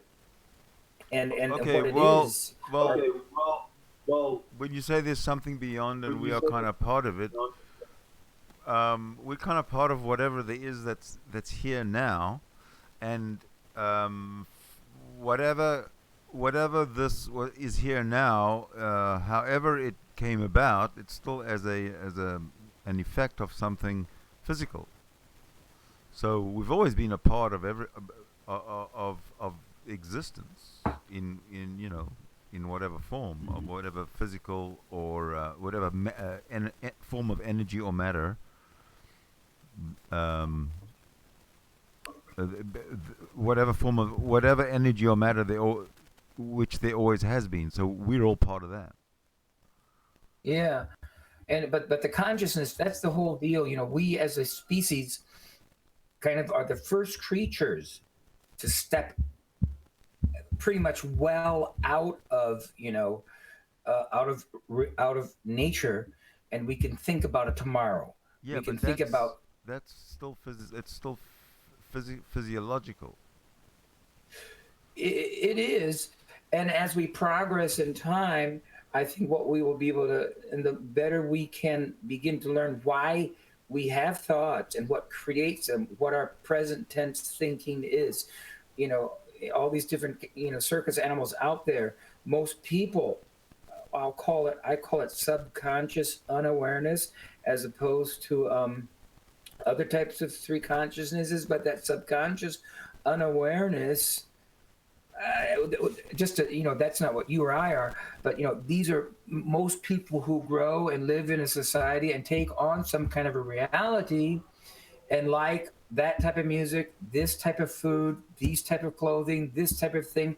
Those are the bad guys, those are the good guys. But they, when you grow up as a baby and as a child, you don't have any real awareness of society, of different aspects of society, different, confounding and influential elements that are throwing things out, causing confusion or trying to create whatever. So people then, at one point in time, it seems to me that an individual's energy that they used to have in growing up to decide what reality is, once it's been conditioned in a certain way long enough, that energy shuts down, and the energy that used to be used to think about how things could be is given to the survival instinct. And then the person then kind of, and I don't want to say in a radical way, then their life's deal is to defend that. It's like, we used to be, 300,000 years ago. It was, we had to be careful about, we knew, though that's where the tigers were, that's where the bears were, that's where the fire was, that's where the thing. So we were afraid of things, and we set up life. We didn't think any further. And that same type of thing. How do you know? Well, I'm saying that, as we have grown, it is more likely that usually the people, okay, for example, the first pioneers that were exploring the planet on these great big ships with the sails and stuff. Mm-hmm. I don't know who it is, but there's this story, and it might be true, but it certainly makes sense to me. And they come with their great big ships to this island where these indigenous people are there, out in the at the beach, collecting fish or doing whatever, 800 years ago or 1,000 years ago, however long, or 600 years ago. And as they approach and they, throw the anchor, 200 meters away or 100 meters, and then they get on little boats and come to the, these huge boats are out there. And these people, not until these people got out of their boats, like 50 meters away from shore, did they see the people, and then they looked and they were able to see that the ships were there. It's that their mind just couldn't even fathom that something like that could be. So in a way, people, you know, in realities, when you get stuck in the same type of thing and nothing else changes, you don't think about it. I mean, you start thinking 6,000 years ago, 10,000 years ago, or 60,000 years ago, 120,000 years ago. People would think about why things are, but it was more, I would suggest, a set way.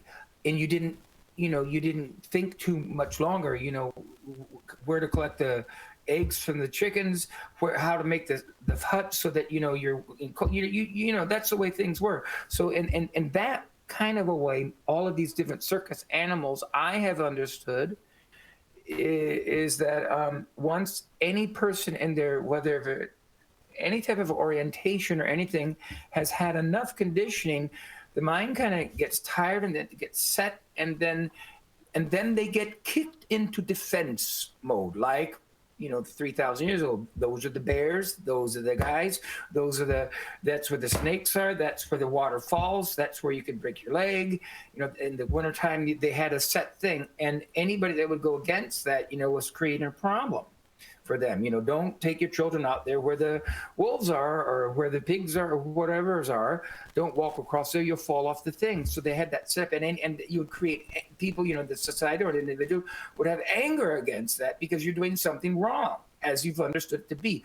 So in that regard, when I say, you know, it seems to me a lot of, you know, speaking with all these different types of people and their belief systems, any type of religion or whatever, you know, or whatever, people kind of get set, and then it seems to me that there is that form of energy about what reality could be, but once enough conditioning has gone down in a certain direction, then that together with the group dynamic, you know, that's the big thing.